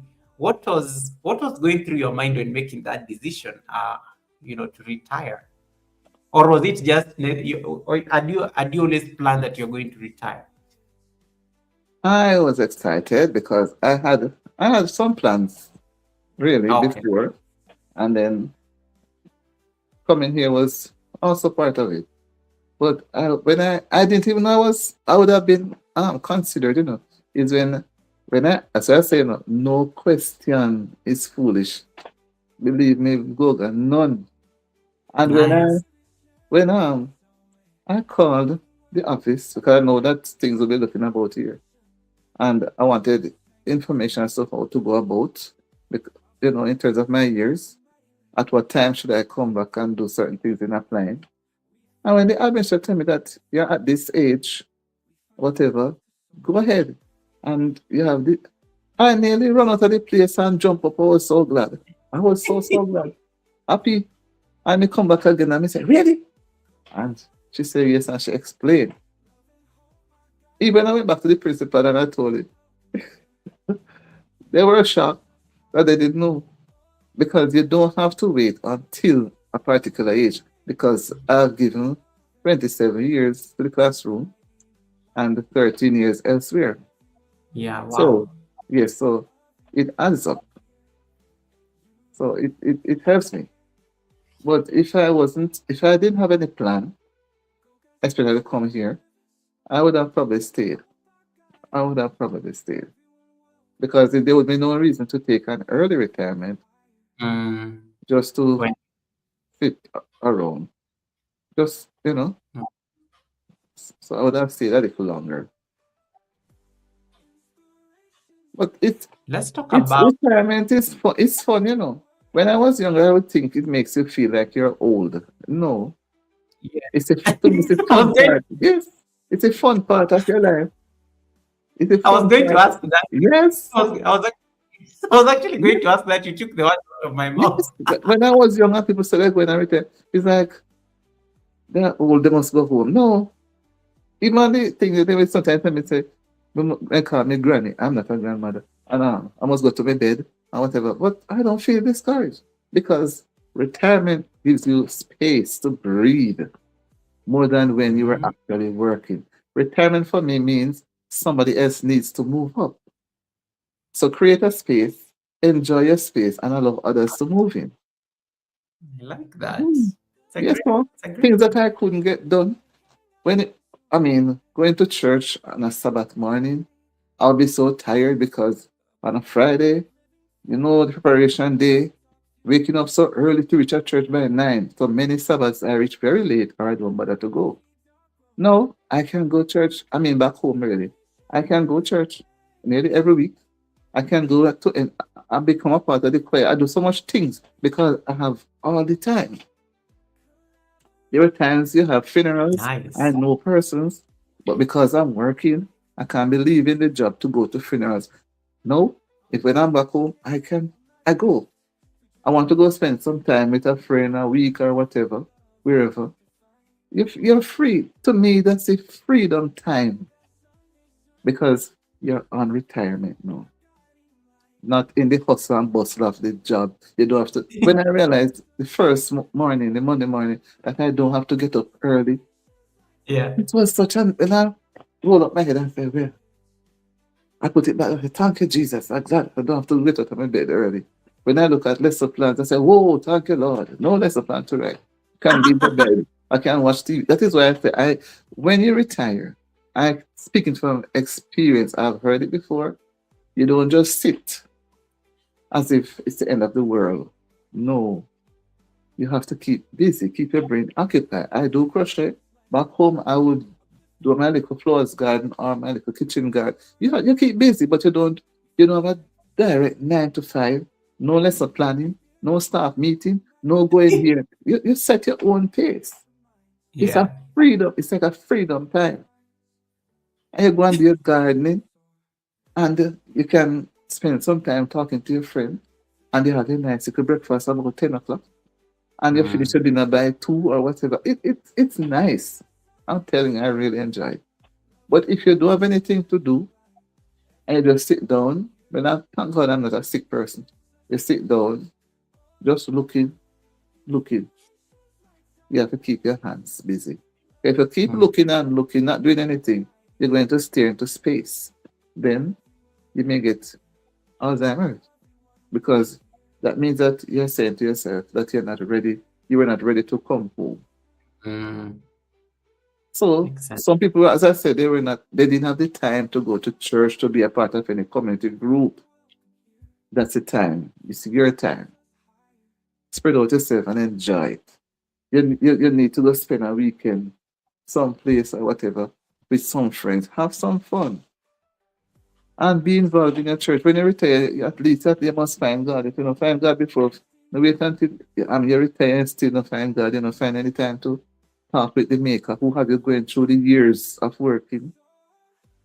You have to find a Maker and reason with Him. Let Him guide you so you can enjoy Him.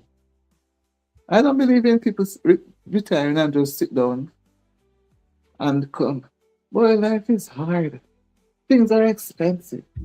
You just regurgitating the same things in your brain. You need to go and help somebody. Look around in the community. Here is so different, though. You might Mm. see persons, children going to school, they're late. Very. Why you going to school so late? It's after 9. You should be at school. Hurry up. Don't let them pass so that they don't know you. Because when you're at school, you weren't paying them any mind. No. Still show the interest. Hi, Miss Brown. How are you doing? I'm going down to the post office today. You can be in retirement and still selfish. Lock yourself in like you lock yourself in a box. No. Mm. You have to open up and let others see that you're free, you're happy. But if you lock yourself in a box, it means that you're not happy. And I see people who they retire and they still go back and work. Go back, you know, they're not happy to be home. You Yeah. have things at home to do. You have so many little things that you never get any chance to do. And when you think you have exhausted all those things, something else will come up. But you get your hands busy.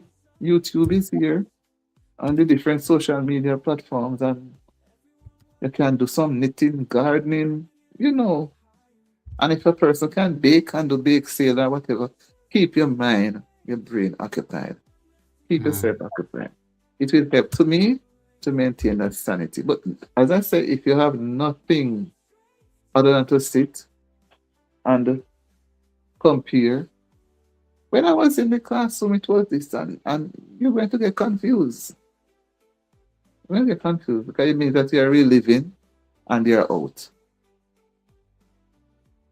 Enjoy it. I love that. Enjoy it. And Yeah, and enjoy it. you have a birthday wish from Titla Watson. Titla Watson says Happy Mother's Day, Auntie D. Thank you, Tetra. That's my Tetra never leave me. She's a supporter. I Tetra. Yeah. Yeah. Tesla, thank you so much for coming in. Yes, Auntie is on the panel with us, and we are having an amazing conversation on this Mother's Day, and we appreciate you stopping by, Tesla.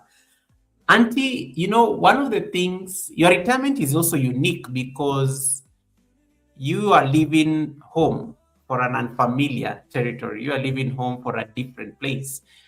You are leaving home for the United States. And in some sense, yes, it's retirement. You are retiring from 27 years, or maybe let's say that's about 40 years of work to Mm-hmm. move to a totally different country. And it's like starting over again, new environment. You're walking in streets that are not your ordinary streets. You're staying in a neighborhood that is not ordinarily your neighborhood. I True. am sure it must not have been easy just Hard. starting Hard. starting life in the United States, especially after retirement, because when you are younger, I think there's leeway. The possibilities are endless. But you're just coming from retirement. So for you, moving to the States was like, okay, I'm going to rest, yes, but I am not. You're also alive to the fact that you're starting life afresh in a totally fresh and new country. How was that experience, especially the first few months? Like, was it scary? Was it like, and how did you like navigate missing people back at home because you're used to structure, you're used to things being in a certain place, and now you don't have that comfort. I'm sure it was not easy those first few months. Like how did you navigate that challenge before you finally found a way around it? Oh, you're right. It's not easy. It's not easy because, as you know, the housing is different. Back Yeah, home, I go out and do my little garden, and people don't well, people will say hi, but here yeah. you don't see, person. In the summer, you may see them walking, say hi, but in the winter, you don't see anybody, but they dash in, but it's cold. But adjusting is not easy. I'm telling you, it's not easy. But I tell myself that I will have to try and see how best, because it's always good to learn when you go elsewhere and not just stick to your own, because Mm. it's good. But it's just like back home, I could, as I said, I could go out and I could, I can walk here freely too, but it's a difference because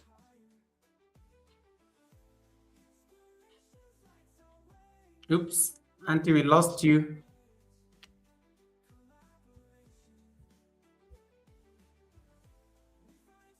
Uh, okay, welcome back. You're back. You're back. You're back. okay, Yeah. yeah. So sorry about that. I don't know what happened. Uh, So back home, you have the culture. I was born in it, and here mm. I am adjusting. Yes. And some of it is nice, yes. Some of it is really nice. It's just the cool part of it. The cool part of it, you know. But learning, it comes with learning, and you have to appreciate. Because if I don't try to appreciate another person's culture, they're not going to Mm. appreciate mine. Yes, I miss my meals, my type of food and thing, and I like going to the beach and I love the sunshine, and and I love my fish and certain things. But here it's a little different. But as I say, adjusting is important, and I have to try. Oh. What Mhm. I like how you reference the cold and the food once again. Yes, because yoga, I love roast bread fruit. I love Yeah. it boiled. I love it fried.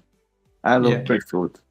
And when I went home 2024, just to retract a bit, there were none. I searched everywhere. Everybody looked for me.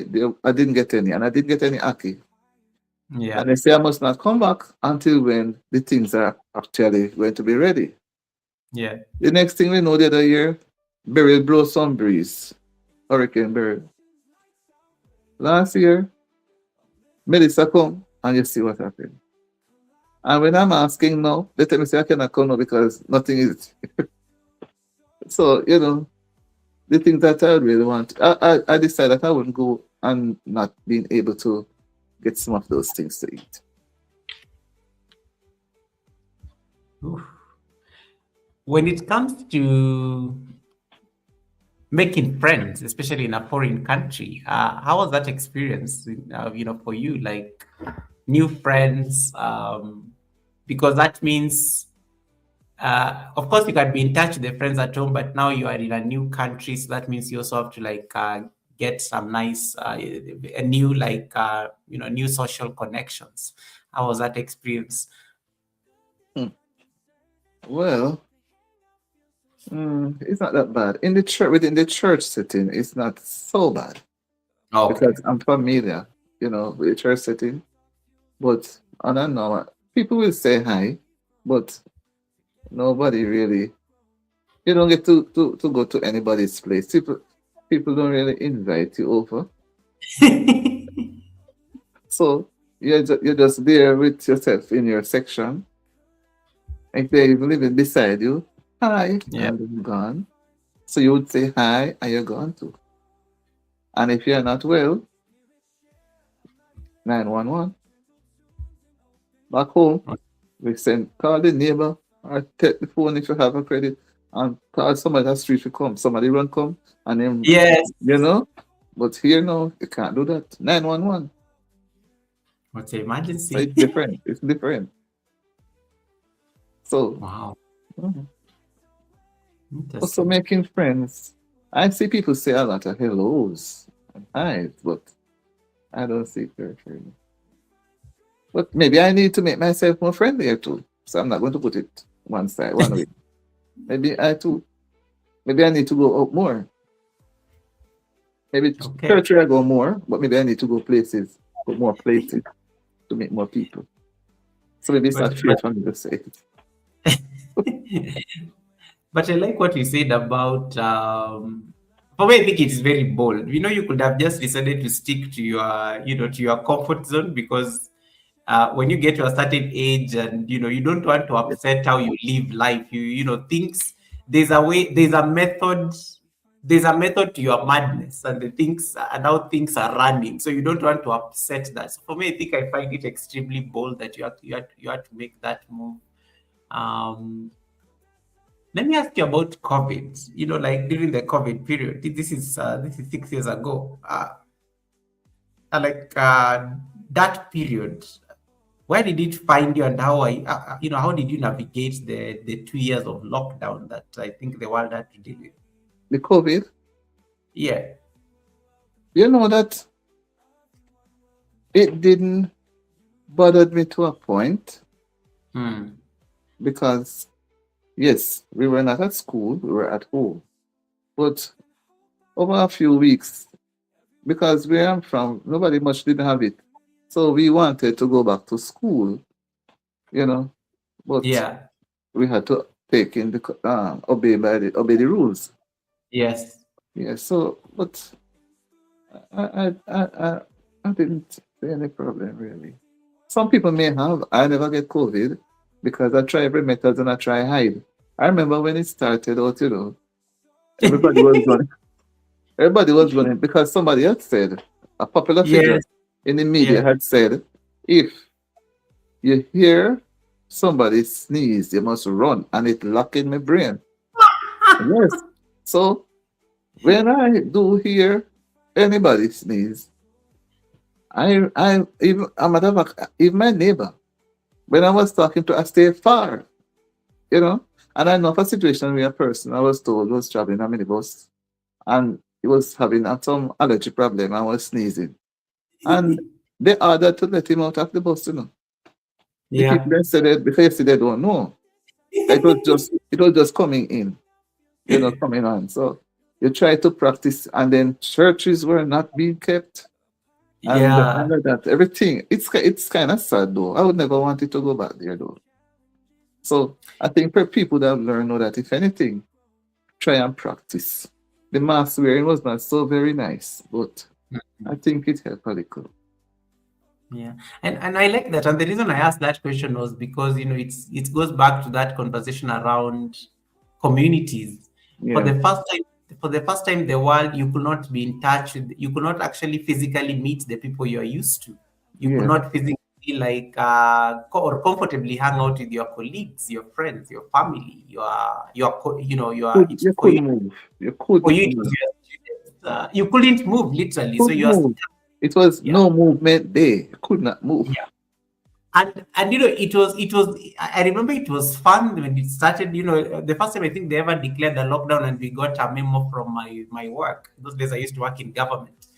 I was so excited because they were like, oh, I don't have to like go to the office. I just sleep in and stuff. That was fun until you realize it is 1 week, 2 weeks, 3 weeks. You're losing your mind. You're like, Yes, yes, the job gave you structure.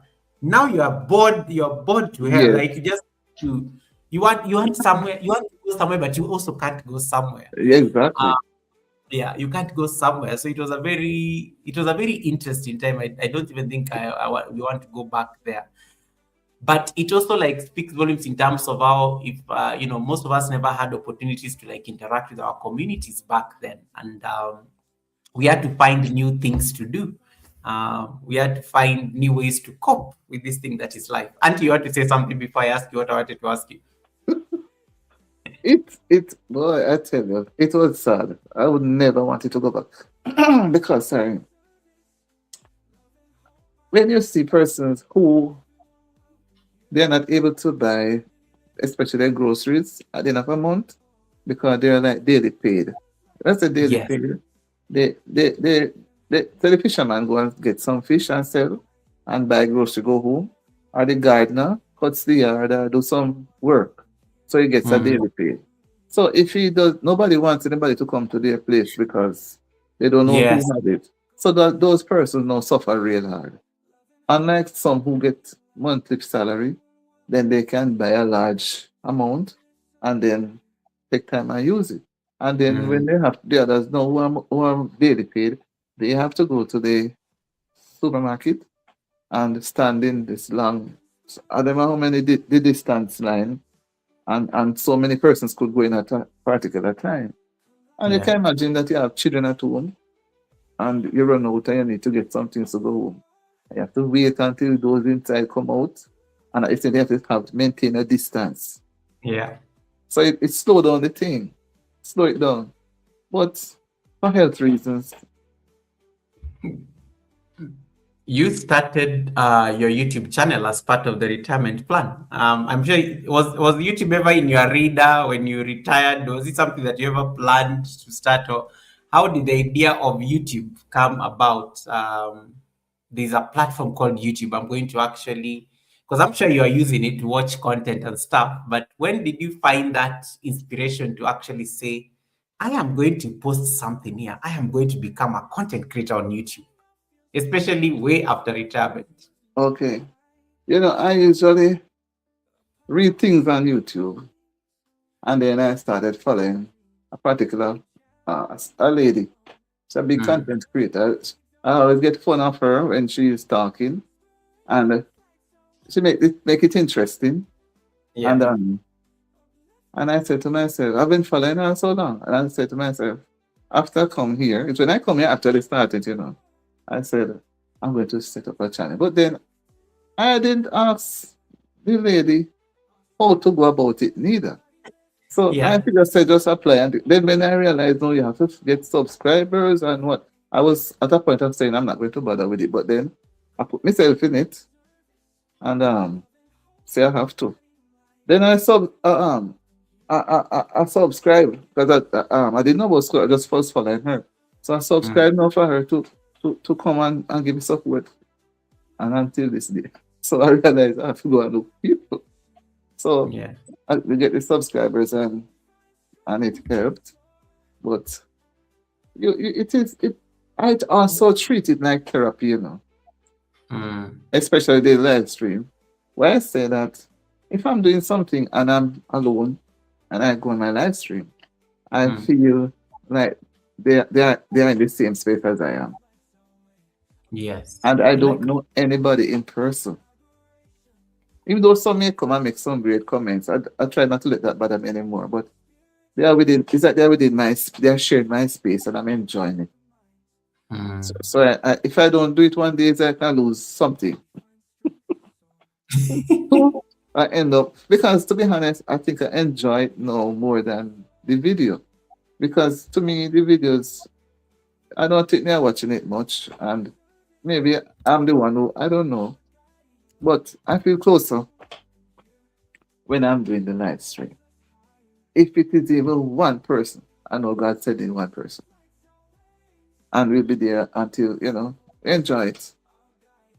I like that. Mhm. It's a great thing, and Yeah. know. The thing about it, they watch hours. Boy, that is the head here. But everything has its criteria, Mm. so you have its requirement.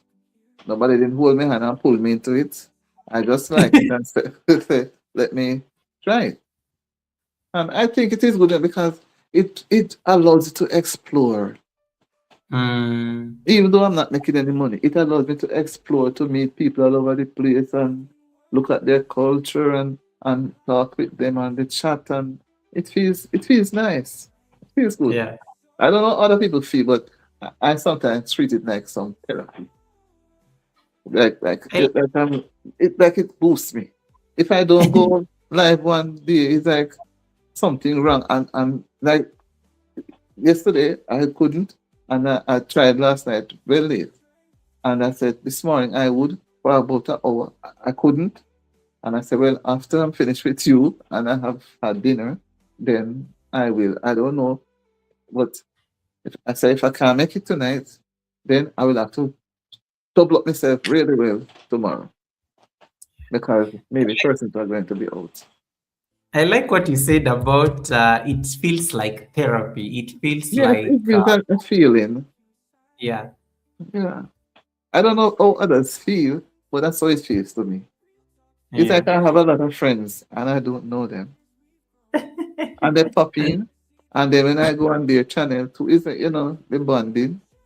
Yeah. Well, I don't know how some people feel, but I don't know. But the videos are okay, but I think I like the live stream. Yeah, guys, feel free to like let us know how what does YouTube feel like for you? All the 26 eyes that are looking at us right now. What makes you keep showing up on YouTube? What does it feel like for you? For Auntie, I like what Auntie says. It feels like therapy. Thank you. Uh, I, Amen. I love that. I love that answer. So drop it on her chat. And once again, in case you're not yet connected to Auntie D, there's a link that is pinned on top of my chat. Click on it. It will throw you over to her live stream. And yeah, feel free to like drop that, that particular answer on what YouTube feels like for you. For me, it also feels like, for me, it always feels, I love the community connection. For me, it always feels like a connection. Because sometimes I know, look at it this way. Nowadays, we don't really visit people's houses like as often as in the Right. past. I remember growing up, we used to have guests coming home and things like that, people bonding over a meal and things like that. Nowadays, it's extremely difficult for people to meet in person. I mean, other than your colleagues, maybe at work, and maybe a few friends here and there, maybe your partner, for example, it's extremely difficult. People are not very available as it used to be back then. And for me, I think I love that connection when you come onto this platform and you are meeting people from, Yes. look at Auntie, look at us. You're seated in the States, I'm seated in Kenya, we are having a Yes. conversation. That's what I Yeah. said. Two So hours so later. many so many countries around the world. So Yeah. many people. When I hear sometimes them tell me, I said, I don't know if we're gonna meet in person, but one day let us meet. Exactly, exactly. Would you say it has changed you, sharing these bits and pieces of your life on online? Would you say it has changed you personally, even in terms of A how you lot, perceive? a lot. Because like I said, I was a very, very private person, not Yeah, talking much or sharing too much. But over time, the classroom has helped me to pull me out. yeah, But on YouTube, because I don't have children, it's like they're all adults. I treat them as adults, and they're all adults too. So it gives me a good feeling, a good yeah. feeling, a good feeling. I like that. When did it first occur to you that you can monetize the channel? Because you've worked so hard, the channel is now monetized. I like how Wilson was also seeing ads running there. I am seeing ads running on your channel as well because I have it open on a different tab. The idea of monetizing the platform, like what was that feeling like the day YouTube sent you that congratulations message? Because and actually, like you can join YouTube and just say you're just going to cost it and, just going to be casual, nothing much. You're not planning to get monetized. But for you, it means you made a decision and you're like, okay, this watch hour thing, that's what they need. Okay, I'm going to see whether I can meet that criteria. I'm going to get the 1,000 subscribers. I'm going to get the 4,000 watch hours as they want. And now, of course, now that made you, of course, be very intentional. If you had started casually, you found yourself putting in extra work. When did you like first decide that, oh wow, this is the criteria they want, I'm going to like comply and make sure that I get these hours? Okay. I remember when I was trying, and it had looked so difficult. And by that Yeah, time, I had to call on you to, Goga, remember? I remember. Yes. Yes, and as a matter of fact, you were having a Sunday service like this, I think, and I wrote Mm, it in the chat.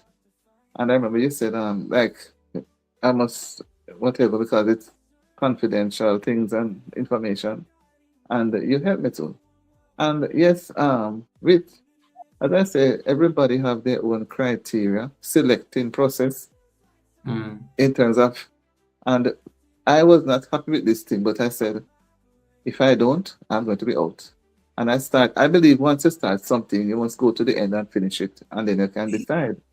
So yeah. I stayed to the thing and just finish it. And when I got monetized, I felt good. Although I'm not getting any big money, you know, I said, let me push on it. So it's a good feeling when you work and see that you reach that level of Mm, monetization. It's like it's the goal that you need to reach. Then you can take time and keep stepping to where you want to go. But not reaching the goal, it's like a defeat. You lose the purpose. mm. Creativity Guide Me says that's my goal for the year. And I know she's been working so hard. She's on the road now to 500 subscribers. Okay. Uh, and the watch hours are going up and things. And Auntie, what has been your most difficult challenge about this platform? Like, what is the one thing that gave you sleepless nights on this platform? Well, sleepless nights. When I want to see, especially when I do a video and I see Yeah. people do similar videos and they get so many thousand um, views, Mm. and me barely don't have 25 and those little numbers barely can reach 100. So sometimes I'm there thinking, am I at the right place? Am I wasting my time? You Yeah. know? Yes, I sometimes there wondering. I try to use different timing. Like I say, I would use 5 o'clock one morning. I would try 11 o'clock one night. Different hours to see if I Yes. could catch people because you know, but sometimes it's not. People sometimes are set in their ways, Mm. and sometimes the channel that carries more. If maybe if you have more friends, if you have more family friends, I don't know. But I try. But I always wonder why can't I get some big views? I'm always thinking about that. But maybe it's me. Sometimes we have to look at ourselves. I always say, raise the hand. This is me. Mm. So maybe it's me. You need to do something else. So I maybe it's like me. that. Yeah, but I think, but and that takes me to the next thing I was going to ask you. Yes, sometimes you always question yourself, like, why are people not showing up? Why are the views not coming in? But what is that one thing also that also makes you show up every day? And I know you are going, other than that, I like what you say, it feels like therapy for me. What is that one thing that always encourages you that despite the views not going up as much as you want, or despite you getting the hundreds and trying all these different watch times, there's something that makes you open your phone, click on that red button, and you are here. How are you doing, everyone? Yes. I feel that whoever come is worthy. So if Yeah, it's two and whoever come, I still feel good. And if they don't stay for the entire time, yeah, I still appreciate their coming. But sometimes when the little handful may come in, mm, I don't wait. I always tell them that I'm not going to wait to have a crowd because the crowd may never come. And while I'm yep, waiting on the crowd, you who are here may go and then the crowd may never come. So whoever come, I deal with the topic same time. I deal with it I, same time. So anybody come after, I end up repeating myself, which I don't mind because I'm somebody who if I go somewhere, I don't have the patience sometimes to wait. So if I'm going to be coming every time and I'm going to be waiting, after a time I'm going to stop or find a different place to go. So what I offer myself, I do it for the next person.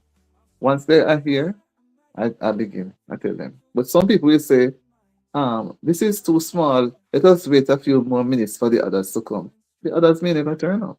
You don't They know. may. Yeah. That's true. So who you have, deal with them. Let them feel respectable and feel like you regard them. I love that. I love And that. then I love. sometimes you would even say, well, on your way back, you, and I'm still on, you can still stop. Because we have to use ourselves, put ourselves in place of them too. And then, most of us have more than one channel to visit. So I can't say, oh, stay here, man, and don't move. No, it's not fair. They come and spend some time, appreciate it, and allow them to go. Don't have them holding on because you're waiting on another set to come to have a big crowd before you. No. I love. I like that. So we appreciate them. And Let them feel special too. And if I I like can, that. sometimes when they go, I am left Mm. alone after a time. Me alone, they and God. So me start read the Bible. Me take out the tablet and read the Bible. Sometimes me sing just to make it flow. Yeah. Mhm. There's a comment here that I think I liked. Yeah, Creativity Gatsby says, yes, same here, Auntie. I'm always happy to be sharing my message. The ones that need it will always get it as long as I keep posting it. Yes. Um, and I like one thing you said in terms of that thing of waiting for people, that thing of like let me get a bigger crowd so that I can start this and stuff like that. um I always think of YouTube as a house, like when people are coming to visit you in your Yes. house. Yes. For me, I always think of it that way. So there is no way sometimes you can entertain more than one guest in your house, because it's just, if you have one guest, it's easier. If you have two guests, it gets Yes. these are two different people. They're going to have different requirements. If you wait for 100 guests, you cannot handle 100 guests Mhm. comfortably, because Right. that becomes a crowd that probably I should outsource to a hotel or something like that. Or maybe I should have told them it was an event that we were having or something like that. So I always look at it that way. And that's always say you can start a conversation, and you're not necessarily waiting for anybody. And I like how Auntie does it. Auntie, the other day, I think when I was threatening Misha that I was going to discuss her business unless she raided. Do you know she ended her she finished her premiere, came to your live stream, of course had a full blown conversation with you, went to start another live stream on her channel, did whatever she was doing. You were still live because I was there the entire time, and you just kept on talking with. I think it was one person. You were just running in a tab on my computer. And you stayed there the entire time. Misha Bless finishes the live stream, comes back and reads you again on your chat. It was so beautiful to watch. Six Um, hours. yeah, it was so beautiful to watch. I was like, I like how and he said, "Oh guys, I think I need to leave because it had already been 2 hours." And I like how you just kept on going, even if it's one person. You guys had a full blown conversation. I think it is the raid that came and interrupted the conversation, which had been flowing. So, but I think I totally agree with you. I like that I you respect people enough that you can have a conversation with them because they're there anyway, as opposed to waiting for people who may never show up. I think that's a very powerful statement. So it's a mindset. I think it's a Yes. mindset thing. Yeah, it's a mindset thing. When it comes to your advice, hey Anabu, welcome Anabu, Frank, nice to see you guys. Let me say, making sure that I've not missed anyone. Crossdale, brother, thank you so much for coming in as well. Brother Crossdale, Wamuyu, I still see you in the bushes peeping. When it comes to your piece of advice, for people who want to start a YouTube channel, because you started your YouTube channel, it's working, you got it monetized. I know you have a second channel that you're pushing so aggressively for it to get its full watch hours as well. Um, what is that one? Knowing what you know now, and let's say somebody is just fresh into retirement, and they're trying to figure out a way to pass time, and they meet Auntie DTV who can actually tell them, oh, you can start a YouTube channel. It's a great way of passing time and keeping yourself busy.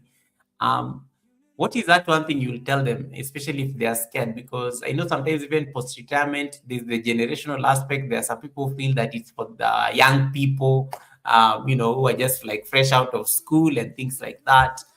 But I see a lot of amazing people, I think, doing very well on YouTube, even post retirement. What is that one piece of advice you tell them in case they're second guessing themselves? Okay. My piece of advice would be keep the requirement in view at all times because the requirement is 1,000 subscribers and 4K watch hours. Mm. And whatever you're going to do, focus and if possible, try to, if you skip a day, double up the next day. Don't treat it, Oh, wow. yes, don't treat it lightly because we don't put on subscribers anywhere to go and take them up. And nobody can send some of theirs to come and make up yours. And neither can they do the same with the double H. So Mm. you have to just make up your mind to just push it through and do it. And it's not that it is actually hard, but it's just like the the the watch hours look so long.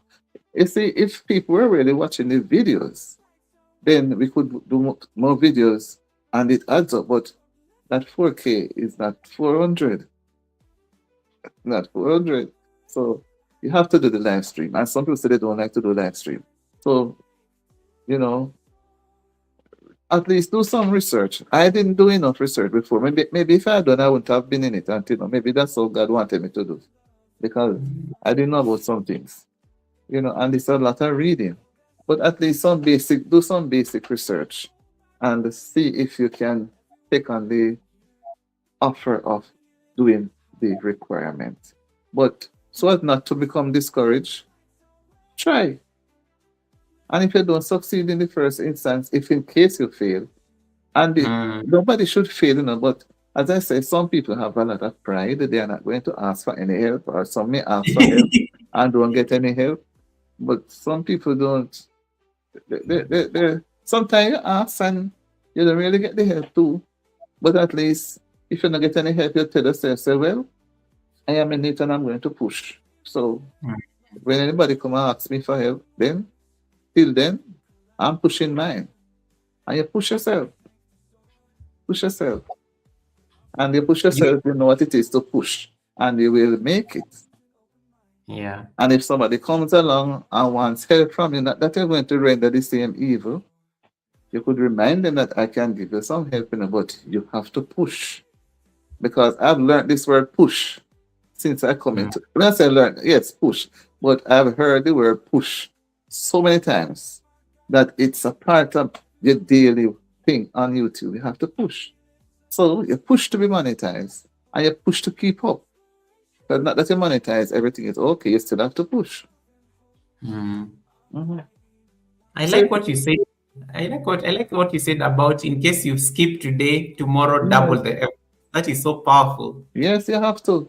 So if you're just going do a little, just treat it like normal, then you're going to be up because remember that they are doing 5 days behind you. So if you skip Mm. out 2 days, you're going 2 days at zero. So you have to push, keep going. So you don't reach down because when you drop off and down a low number and can't double up. Because what Yeah. happened to me when I was on this channel, I wish it was on was it this one? I don't remember. When I end up doing so much hours, and I said, geez, Mm. it shouldn't be another one, but that's how it worked. So you know what I did? I make sure so the other day I spent 6 hours. I sit down, I say, you getting it too. Because the other one, like it's somebody I'm talking to. I said, the other one got through, you getting it. So I didn't even, did it fast say 6 hours. But you have to have the mindset. If you are working a 9 to 5, it might be, as I was talking to somebody else, where it can be a little tedious. Mm. So when you get home, you want a little refresh and you have that to do, but keep pushing, keep pushing. Keep pushing. That's it. That's the anthem, YouTube anthem. Keep pushing. Happy Mother's Day to each and everyone who Thank is coming you. through on the chat. Thank you so much for coming in. And those of you who have not yet connected to Auntie D TV, please make sure you do that. Auntie, can you believe it's already 2 hours? And you say that you're only going to be here for it's It's already right. 2 hours. And yeah, It's right. it's already two. Yeah. Two.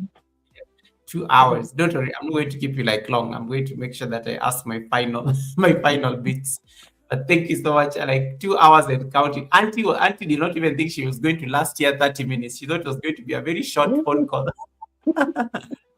2 hours later, I'm sure you're wondering, what have I been saying? What have I been saying for this entire I, time? I, I think it's the output from YouTube that has us being on live stream talking. Maybe that's what. Yeah. No, but you know, you did well. And I think, as I said, you're an amazing storyteller for sure. So it definitely had to come out. So those of you who are just joining in and have not yet connected to Auntie, click on the pinned link that is up there. It will take you over to her live stream that we are also multi-streaming. Um, the other thing that I want to ask just around this YouTube thing was you started a new channel, the Auntie D Says. Um, so you're pushing so hard and aggressively for it to get monetized. Where do you get that energy? Just, for me, one channel is already a nightmare for me. How are you able to like run two channels and give them the same effort, give them the same push, as you say? How Mm. are you able to give those two channels the same push? Because this one is now monetized. I know the pressure is less about WH, but also now just trying to sustain it so that you can get the ad revenue going on and things like that. The other one, I know you wanted to get now into the monetization bucket. Where do you get the energy to run these two channels? Because me, I have questions. How do you manage it? I don't know, but I pick up something that I believe I can manage it. So Mhm. I'm pushing at it. The thing too, when I started the second one, September 3rd, for September and October, I didn't do anything. I was saying to myself, I'm not going to bother with it, you know. But I realized, Mhm. Lord Jesus, I realized that it is very tiresome. So I did not do anything for 2 months. Now I look Mhm. back, I'm so sorry. What pushed me to start to talk back? November after Hurricane Melissa. And I said to myself, well, because so many people send me things about Melissa and I didn't put up anything. And I started questioning and I said, I have to go wake up myself, you know. So I've been pushing from November until Mhm. now. And believe you me, that's why I say, this memory gem, I kept saying it, once a task is once begun, never leave it till it's done. Be the labors great or small, do it well or not at all. And it came back to me. I learned it from school, I was going to school as a child. And I said, but I start the thing, and that's why I have to pick it up. Mhm. So one way to manage it, God knows. But I have the both of them like they're competing against each other. In terms of niche, what do you find yourself? Where do you find your heart gravitating towards when it comes to the subjects? You see, because I'm a sociology person, I Mm, tend to lean most times on that side. okay. And this is for both. This is for both of them. Even the anti-D Yes, says. because at one I didn't. If I had known some things, then I would have used the second one Mm. without having me in it so much. Oh, okay. So it's like a faceless, and then but the content stands on its own. Right. So I said I had a faceless first, but my body, I was in it fully, and then I said, sorry, if the subscribers had remained, those who had come on the very first week in September, and they Mm. stayed for the 2 months when I was inactive, and when I started back, when I look and they were still there, I said, well, I can't just throw them away. I may as well go on with them. So I said, I have to do just that. But so when I Makes look, I sense. say, how am I going to get rid of myself? So if I get rid of myself out of it, then I have too much work to go back and do now. Yeah. So I say, may as well go and same way. So I'm doing it same way. And in any case, it's called anti-D says. So they'll be expecting an anti somewhere in there. So I said, whoa, Auntie D says this, so she's. All right. Technology. Being on YouTube means that you have to like navigate technology. If it's not the phone, if it's not the computer, if it's not like figuring out one or two things, it means you have to be tech savvy. So talk to us about that. Have you Oh, always worked? computers and phones, or do you have like assistants? Do you have you know I am going with this question. Lord, Lord, help me. Oh, there are some things, little things I can do, but I have to ask my son to help me. Well, I Yeah. think sometimes he's frustrated because he wants his time. So Yes. I'm trying to learn some little basics. I started with trying to understand chat GPT, so I'm using it more, and Yeah. it's really helping me too with my thumbnail and give me ideas. But some other things, boy, I don't know why it take me a little time. But I think I'm getting there. To where I start from, coming looking back now, I think I'm getting there. Nice. I want to take this chance to like at least make sure we thank your son for all the work he does behind the scenes. Boy, I would love for him to have I don't know. Let me O'Neill, just, are you O'Neill, are you close to come and say hi to the people on behalf of Mom? I don't hear. I don't know. I don't hear him. No. Can I go and check it? I don't know if he. Oh, he's fine. Maybe as soon as he comes back. Oh, you want to check on him, or it can be a good stretch. I don't. Yeah, let me check if he's still here. But he Yeah. shouldn't go and leave me alone to this thing. All right, guys. Yeah, so we're going to get Auntie's son. Auntie's son has been very helpful when it comes to navigating some of these tech challenges. So I told him that you will have to come and say hi to the people before mom leaves the show. So that's what I think he is going to just check. It's a good way also to get Auntie to stretch a bit, even we wanted to stand up and stretch a bit. Chaplain Dedrian, welcome and happy Mother's Day. Crossdale, I see you. And to all the mothers on the live stream, we want to say happy Mother's Day to you. Happy Mother's Day to you. So yeah, so as I wait for the assistant, as I wait for Auntie D's assistant, let me tell you, you guys need to be having assistants and stuff. As I wait for Auntie D's assistant to come and say hi to us, please feel free to make sure you're connected to her. If you have not yet connected to Auntie D, there's a link that is pinned on top of my chat. Click on that link, it will throw you over to her live stream. Just make sure that at least you say hi to her real quick and give her that support. It's very important just to make sure that our guest feels loved and valued and appreciated. Auntie, welcome back. Is O'Neill here Yeah. now? Yes, he's here. Everyone. Oh yeah. Wait. That's the assistant. O'Neill, come closer. I like his glasses. Yeah, so guys, that is the assistant when Auntie is struggling with technology. But I'm going to ask O'Neill like two questions. Number one, um, when Mom got monetized on YouTube, like what was your initial reaction to it? Because this is like that's like a big deal. Like to push a channel into such a way that it gets into the YouTube Partner Program. In your personal opinion, like how did you react to it? I was like, wow, that's incredible. I didn't expect that to happen, but she blew past all expectations. People really enjoyed her content, Mhm. and it's authentically her. So Yeah. yeah, I was like, wow. That's a good thing.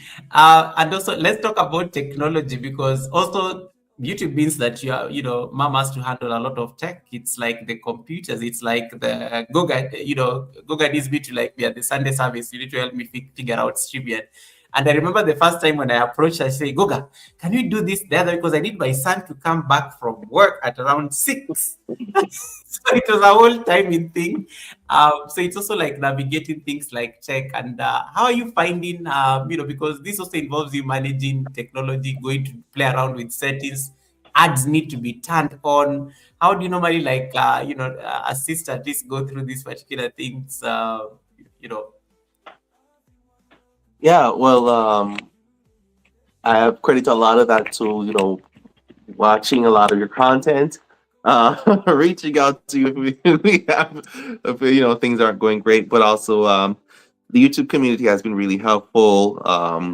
Different small channels and groups, nice. as well as also like you said, tinkering around.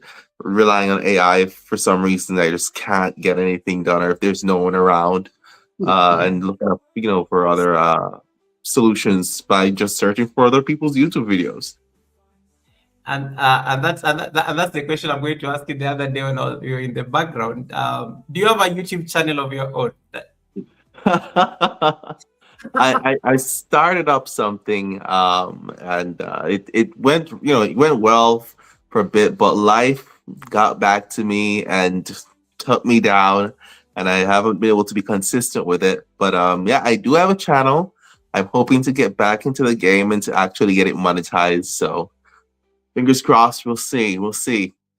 That woman that you call your mom on this Mother's Day has two channels. I was asking her just how does she navigate to operate two channels, because I cannot even stand my own one channel. It's difficult. It's extremely difficult just running one channel. But I'm so impressed that she's pushing the second channel to. So you already have an in-house expert right there. Yeah, right here.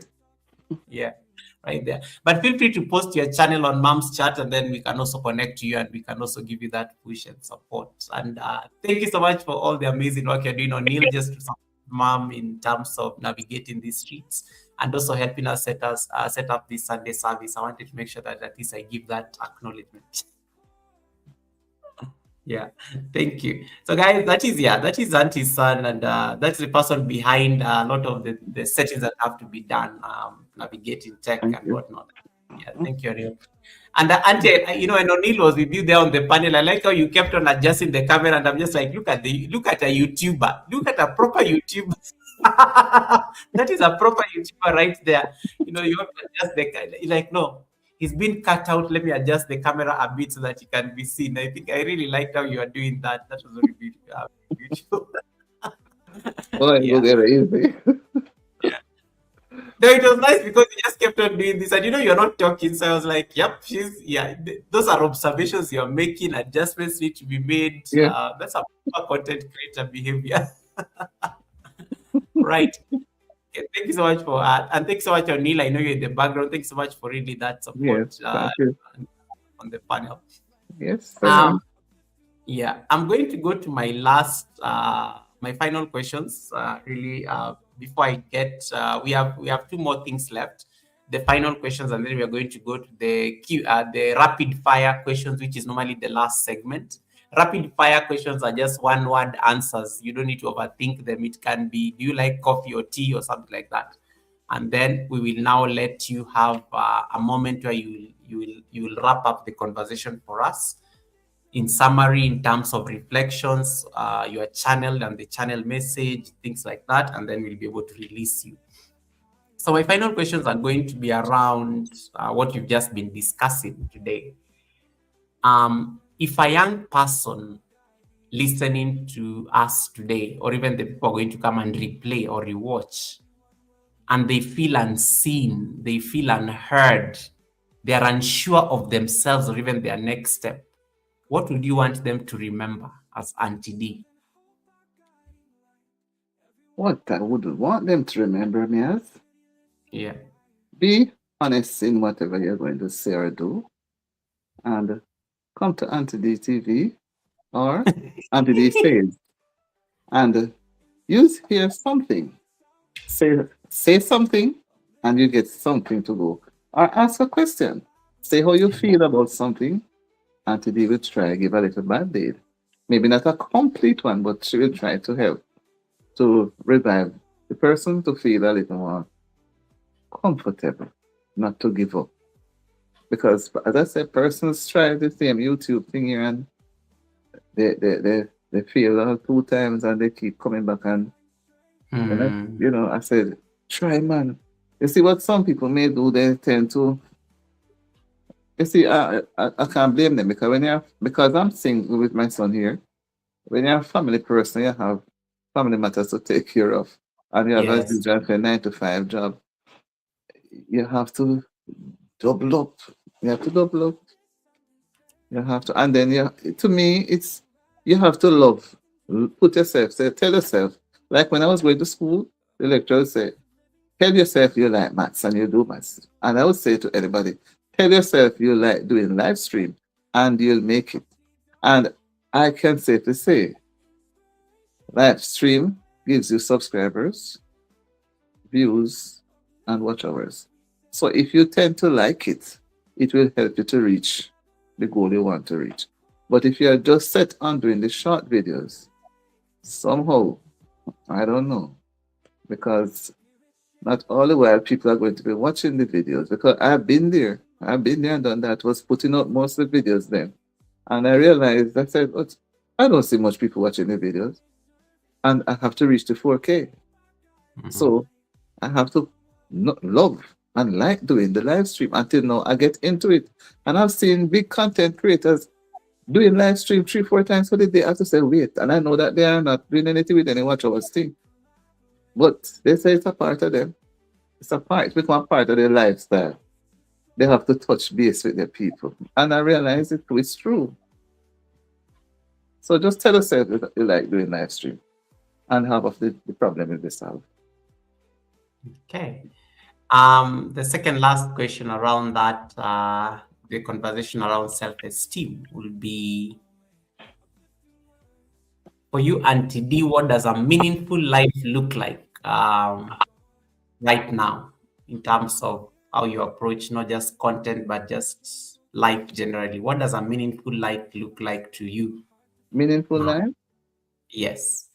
A meaningful life is where, yes, you have interaction, people talking, responding. I don't like when they're not interacting, they're not saying anything, and I have to be talking too much. Mm. Talking too much is one thing, but it tells me that they are not interested. So I like when, no matter how simple, ask some questions. And although the interaction is what is counted now with YouTube, when you ask questions, it helps the host to be more creative because the host is able to understand what what you're thinking, and can generate more ideas, not just leaving the Mhm. host alone to come up with all the necessary ideas or to have the discussion going. And sometimes I try to get some topics, so when I look at it at the end of the day, I don't get enough. The same people who come are the same ones who will respond, Mm. and some who just drop by. Sometimes I look at some topics, they are really interesting, and I said, is it that people they don't understand what I'm saying, or is it that they don't like the topic? So what I do Mm. nowadays, I tend not to put any topic as such. I just follow some people not put down. But I don't like that because when it comes to the actual talking in the chat, what are you going to talk about? I like that. And when I don't put a topic, what is your topic? You put a topic, sometimes they come, they don't ask you no question, they don't say anything, they just gone. All right. Let me acknowledge a few. We got a raid. I need to acknowledge the raid real quick. We got a raid from Winston. Thanks so much, Winston, for the raid. I see Misha Bless. Misha Bless is there. Remember Misha Bless from last Yes, time when you guys had the conversation. I yeah. see Mrs. G, your favorite auntie. Another auntie is on the live stream. I see Nina Desert Living. Welcome, Nina. Nice to see you. I see. Who else have I missed? Yes, ladies, we are hosting Auntie D TV. I know Mrs. G, this is your fellow auntie. Jump over to our live stream, connect to her right now so that you have an auntie you can be connecting to. Misha Bless is already connected to Auntie D TV. So make sure you are connected to Auntie D. You guys need to know each other. Winston, thank you so much for the raid. Thanks so much for the flight. But this flight, Winston, did you fly, or you made people walk? I want to know whether it was an Uber or a real flight. Asking for a friend, but the problem I can't ask any of these people because they are going to lie to me, Winston.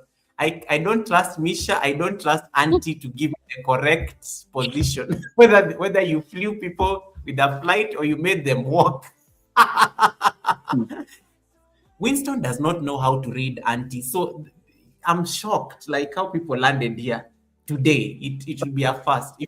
Yeah, Well, it will be a he's, first. he's, he's better than I because I have not yet done a read because I don't know what is wrong with me. I think my brain is not picking up to do the read quick enough. So I would have to go try and make sure I can do a read. I've always been encouraged, and somehow I've not yet done a read. And I'm onto a second channel. I need to have learned to do raids.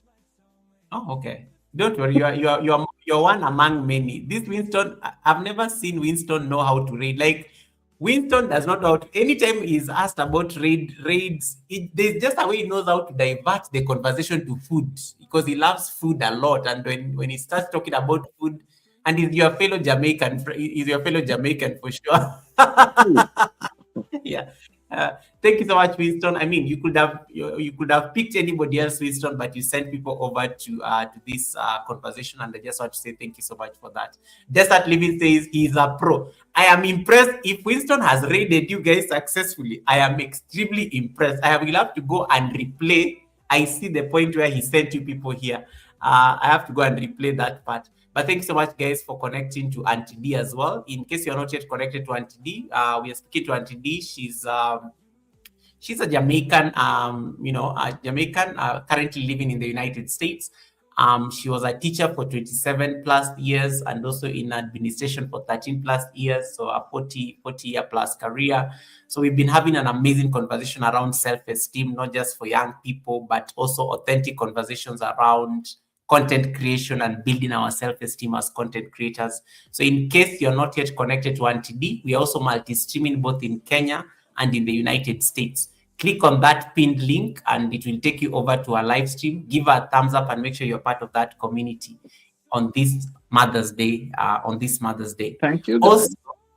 Also, it is important for me to remind you that it is Auntie D's birthday week.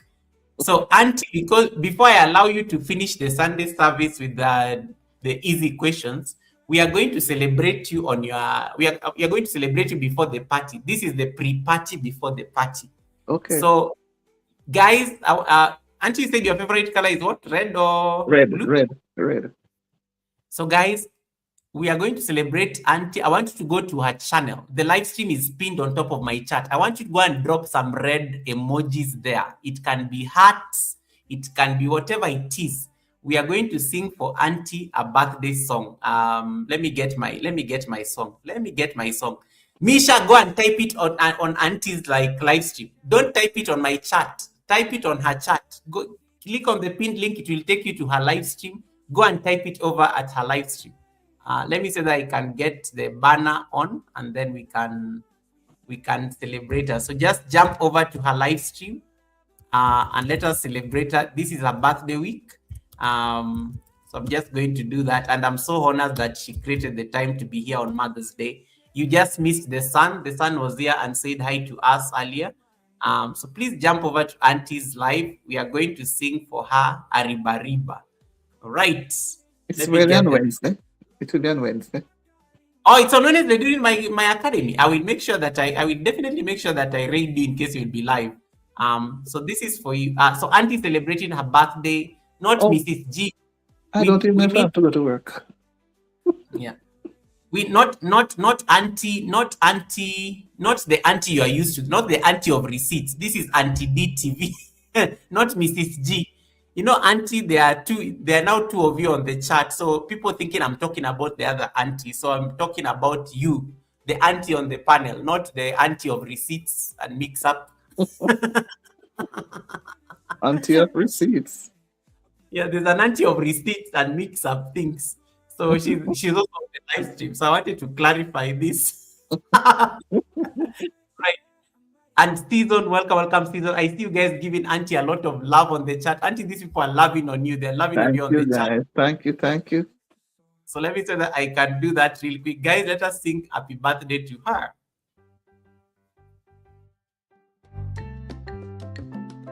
Yes, there we go.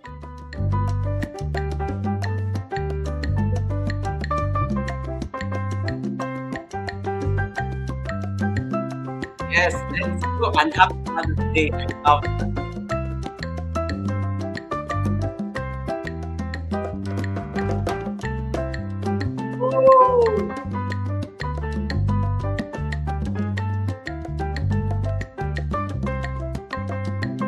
Thank you, guys.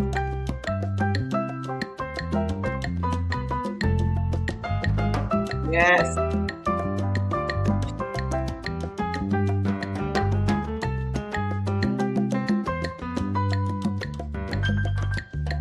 I love that. Thank you.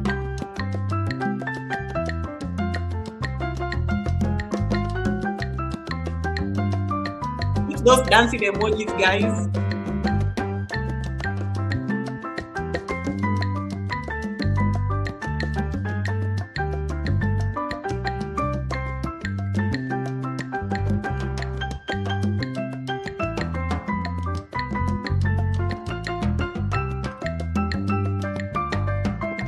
Yay! I love the love on the chat. Hey, Jeremy, welcome. Welcome, welcome, Jeremy Richards. Let's up yourself, Auntie from Jeremy Richards. Thank you, Yeah, man. Jeremy. Yeah, man. Yes.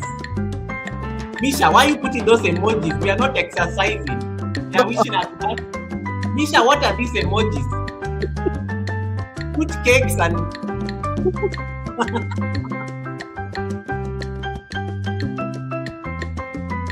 yes. Thank you so much, everyone. We are not yet at the chorus, but almost there. Pull up.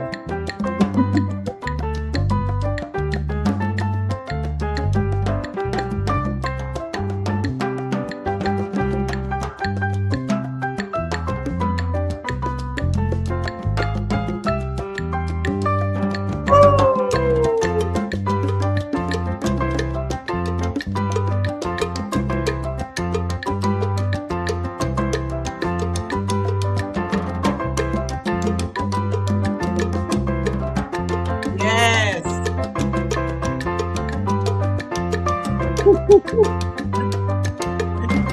Let's go, guys. Yay. Yeah. Okay, happy Thank birthday in you. advance. Happy birthday in advance. Auntie, that is people loving on you on the chat. And I think thanks so much, guys, for that, those kind wishes. And so she'll be celebrating her birthday this week, and she's been our Sunday service guest. We've been discussing amazing things for the last nearly 3 hours. Classic, welcome, Classic. Nice to see you. Thank you so much, everyone. If you have not yet connected to Auntie D TV, please click on the pinned link. Auntie, there's going to be a party on Wednesday on your channel. I don't know if I have to go to work. I don't know. I think I should be having something, but my son will be at work, so it will have to be when he gets home. Oh, because in case there is an Because event. he would not be here. Well, if I have to go to work, it will be in the evening. Oh, Okay, so I no don't know worries. yet. I don't know yet. But It would be anyway, at nice. least I've never done it before. Should be nice. yeah, at least we wished your birthday wishes and things, and the community has just sent you the love and they've dropped hearts. Thank So you, guys, guys. yeah, thank you so much, everyone, for those kind wishes. In case you have not yet connected to Auntie D TV, please make sure you connect to her. And we're being told about Happy Mother's Day once again to all the mothers on the chat, all the mothers on the stream. Thank you so much for coming through. We also have a mother on the live stream. Those of you like looking for receipts, you can go rewind Auntie's live stream. You will see her son. The son came here and gave us receipts about how mom navigates technology and things like that. So we already got the tea.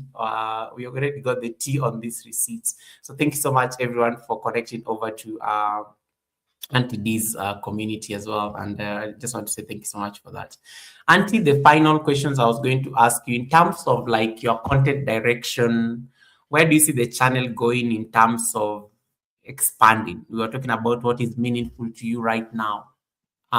And this is both channels. It can be Auntie D TV that is already monetized and in the YouTube Partner Program. It can also be the Auntie D Says, which is almost getting to the first milestone, the first major milestone. What is the plan in terms of how you want to see these channels or platforms grow? Well,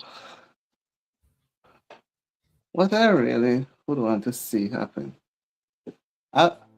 I want to see a change in the membership status because nobody is not buying anything.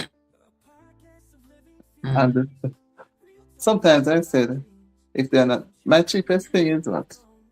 And 0.99 cents. Miss Titi has just like marked 3 months of trust on your chart. See? Sorry. 3 months of membership by Miss Titi Mix Vlogs Yeah. on your chart. Yes. Yes.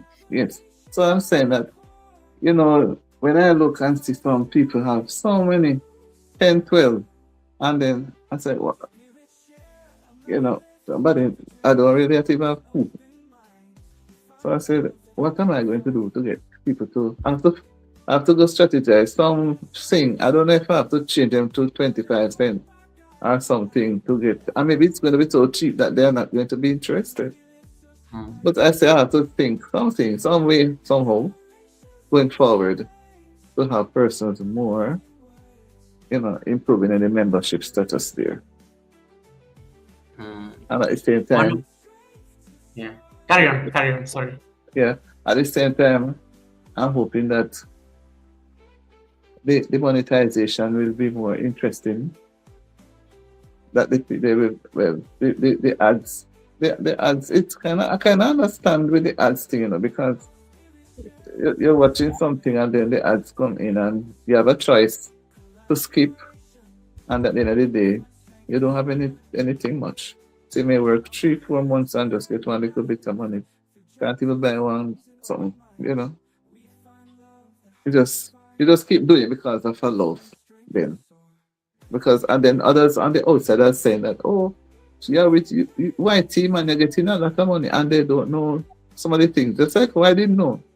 Some of the things, they think that you're getting a lot of money. So you can't even tell some people that you are doing it because they have this notion that you're getting a lot of money from IT.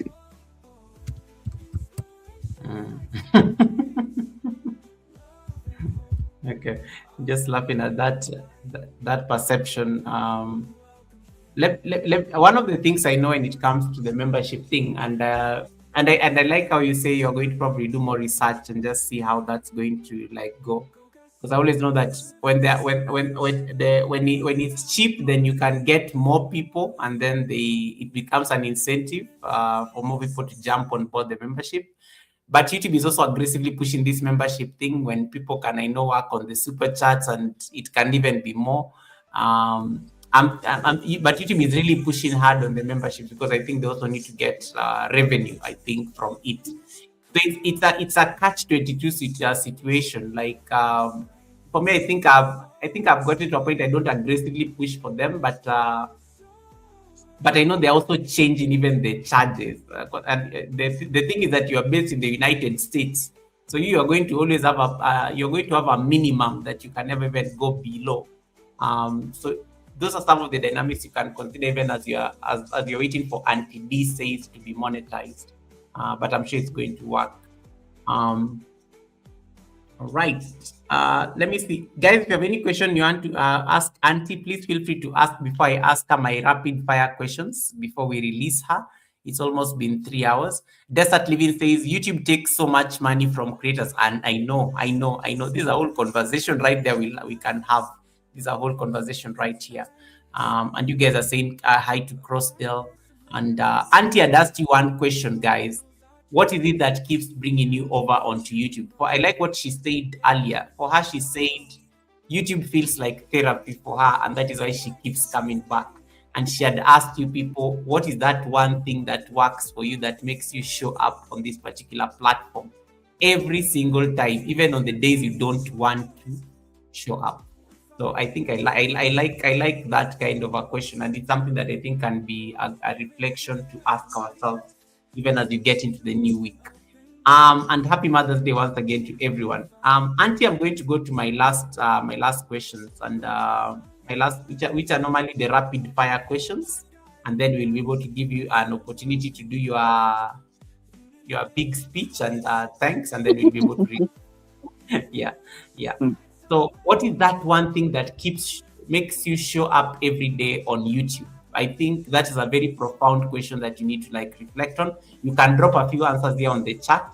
David Ant says that he comes YouTube. He shows up on YouTube because he wants to collect receipts. I think I saw a comment like that. Yep, I like the honesty, David. Yeah, I come here to gather receipts, and that's what keeps me showing up. Yeah. Okay, Tamika is like saying, Goga, I've been busy for the last weeks. Tamika, you are always here waiting for me to crash. I know you are receiving. You're always here waiting for me to crash the flight. So if that is what keeps you on YouTube, I like it. I like it. I like it. Waiting for me to crash. Winston waiting to torture people with food. Miss TikTok waiting to gossip about the latest news. Um, Chaplain Dedrian, no, Chaplain Dedrian does not do receipts. Chaplain Dedrian is actually, yeah, Chaplain Dedrian. I've never seen Chaplain Dedrian do anything receipt related. Classic, we talked about Classic last week. Welcome, Classic. Classic, have you connected to Auntie D? You need to be friends. Make sure you connect to Auntie D before we let her go. Nina, thank you so much for showing up. Nina is going to be our final Sunday service guest at the end of the month. We are going to learn so much about OBS from her and more. So you better be there. So that you can have that particular conversation at the end of the month. But Auntie D, I'm going to ask you like some rapid fire questions. These are questions that you just they are just one word. You don't even need to like explain unless I prompt. Unless I prompt. This is the first question. Let me reduce that volume a bit. I think it's too loud. And okay, the first question is where did it go? The first question is number one. How would you define true self-esteem in one sentence? Should have said one word. Okay, in one sentence. What? Okay, you'll figure it out. You have been a teacher, so I'm sure you can wing it whichever Love. way. Love. Love. Wow, powerful. Okay. Second question. On the rapid fire series, a lesson that young people learn too late. Not asking question. Ooh. Okay. Okay. This is auntie. Let me tell you, you've been an educator. I like how she. Auntie, are you like? Auntie, do you have my answer somewhere? No, I don't. I don't. I didn't write down anything. Okay, I'm just kidding. Um, one thing that every child deserves to hear. What? Repeat. One thing that every child deserves to hear. Deserves to hear. Yeah.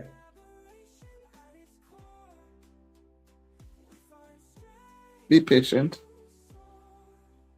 Be Be patient. patient. Okay. What steals confidence the fastest? What still?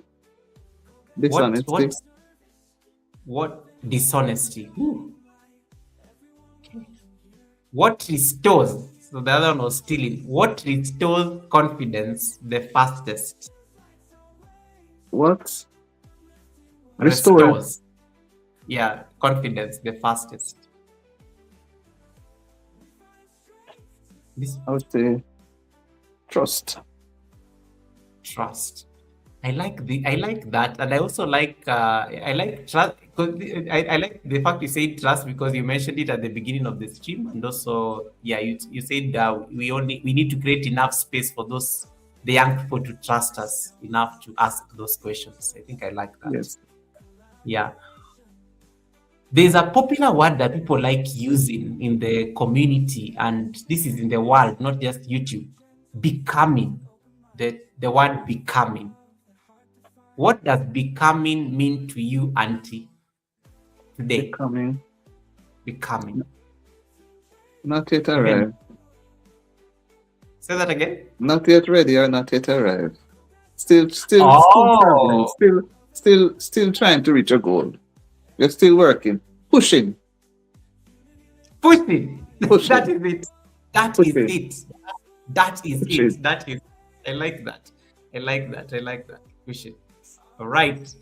How many do I have left? A message to creators. You have like about 42 eyes that are looking at us right now. A message to creators who are struggling silently. Breathe. Hey, oh, I love that one. Breathe. That Breathe. is a very powerful. Breathe, guys. Breathe. Breathe. Oof. That one. That is it. Is it? Mm. Last one. Last one. Very last one. One word, auntie. One word that describes this season of your life. The seeds of my life.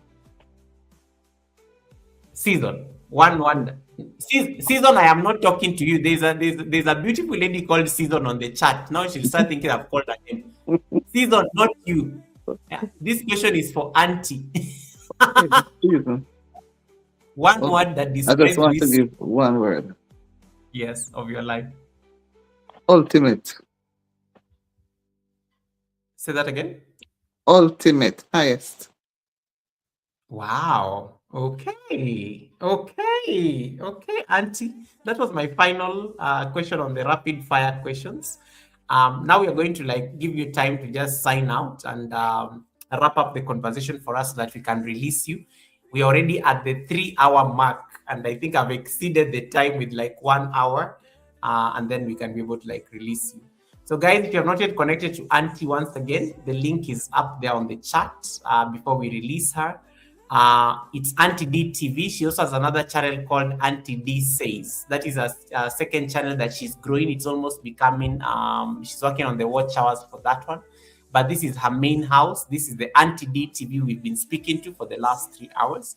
In case you're not yet connected to her, make sure you're part of this beautiful community and her story. And also, just in case she surprises us with the cake on Wednesday, you'll be part of the cake as well. So that is her house. Make sure you're connected to that particular house. Until now, the last thing that I'm going to do, I'm going to put you on story layout so that we can like sign out, and then we'll be able to release you. Yeah, O'Neill, I think you can be close in case necessary, but I don't think Auntie will need help. I think this will be very easy. Um, Thank you so much. So, Auntie, over to you. I'm going to put you on solo layout so that you can say your final words. It Okay. can be anything. You can even wrap up in case there's any message that you wanted to like share with us that did not come out in the questions. Feel free to drop it at this point, and then we'll be able to like release you. Right, over to you, Auntie. Okay. Let me say thank you. Thanks to you, Goga, for inviting me here. And thanks to the others who have come to listen. And I'm also happy to be here too. This is very memorable. It's a memorable occasion. And I'll still try my best. I'm in no way perfect. I'm still learning. And we are supposed to be supporting each other however we can. I always tell myself that if I cannot be at a person's life, I should try to watch something from that person's video. So, saying this to say that I give God the praise, and He's the one who guides. And the channel is not easy, and the other one that I'm working on is even harder. But by the grace of God, He will give me the strength to work through to achieve the necessary watch hours because I've already passed the subscriber count. So we have to encourage each other and help each other along the way and lift up each other because sometimes we don't know what the other person could be going through. Some of us go through some rough times, but because we're not in that person's environment, we don't know. So we just lift up, say a word of prayer for those persons. That we all need each other. In order for us to survive as content creators, we need each other to survive. So those are my few words from Auntie D TV and Auntie D Says. Auntie D Says, let's be loving and walk with everybody. A pleasant Mother's Day evening to all mothers, even if you have never had a child, but there would have been somebody along the way that would have given some word of encouragement, something. Consider yourself as a mother too. Amen, Yoga.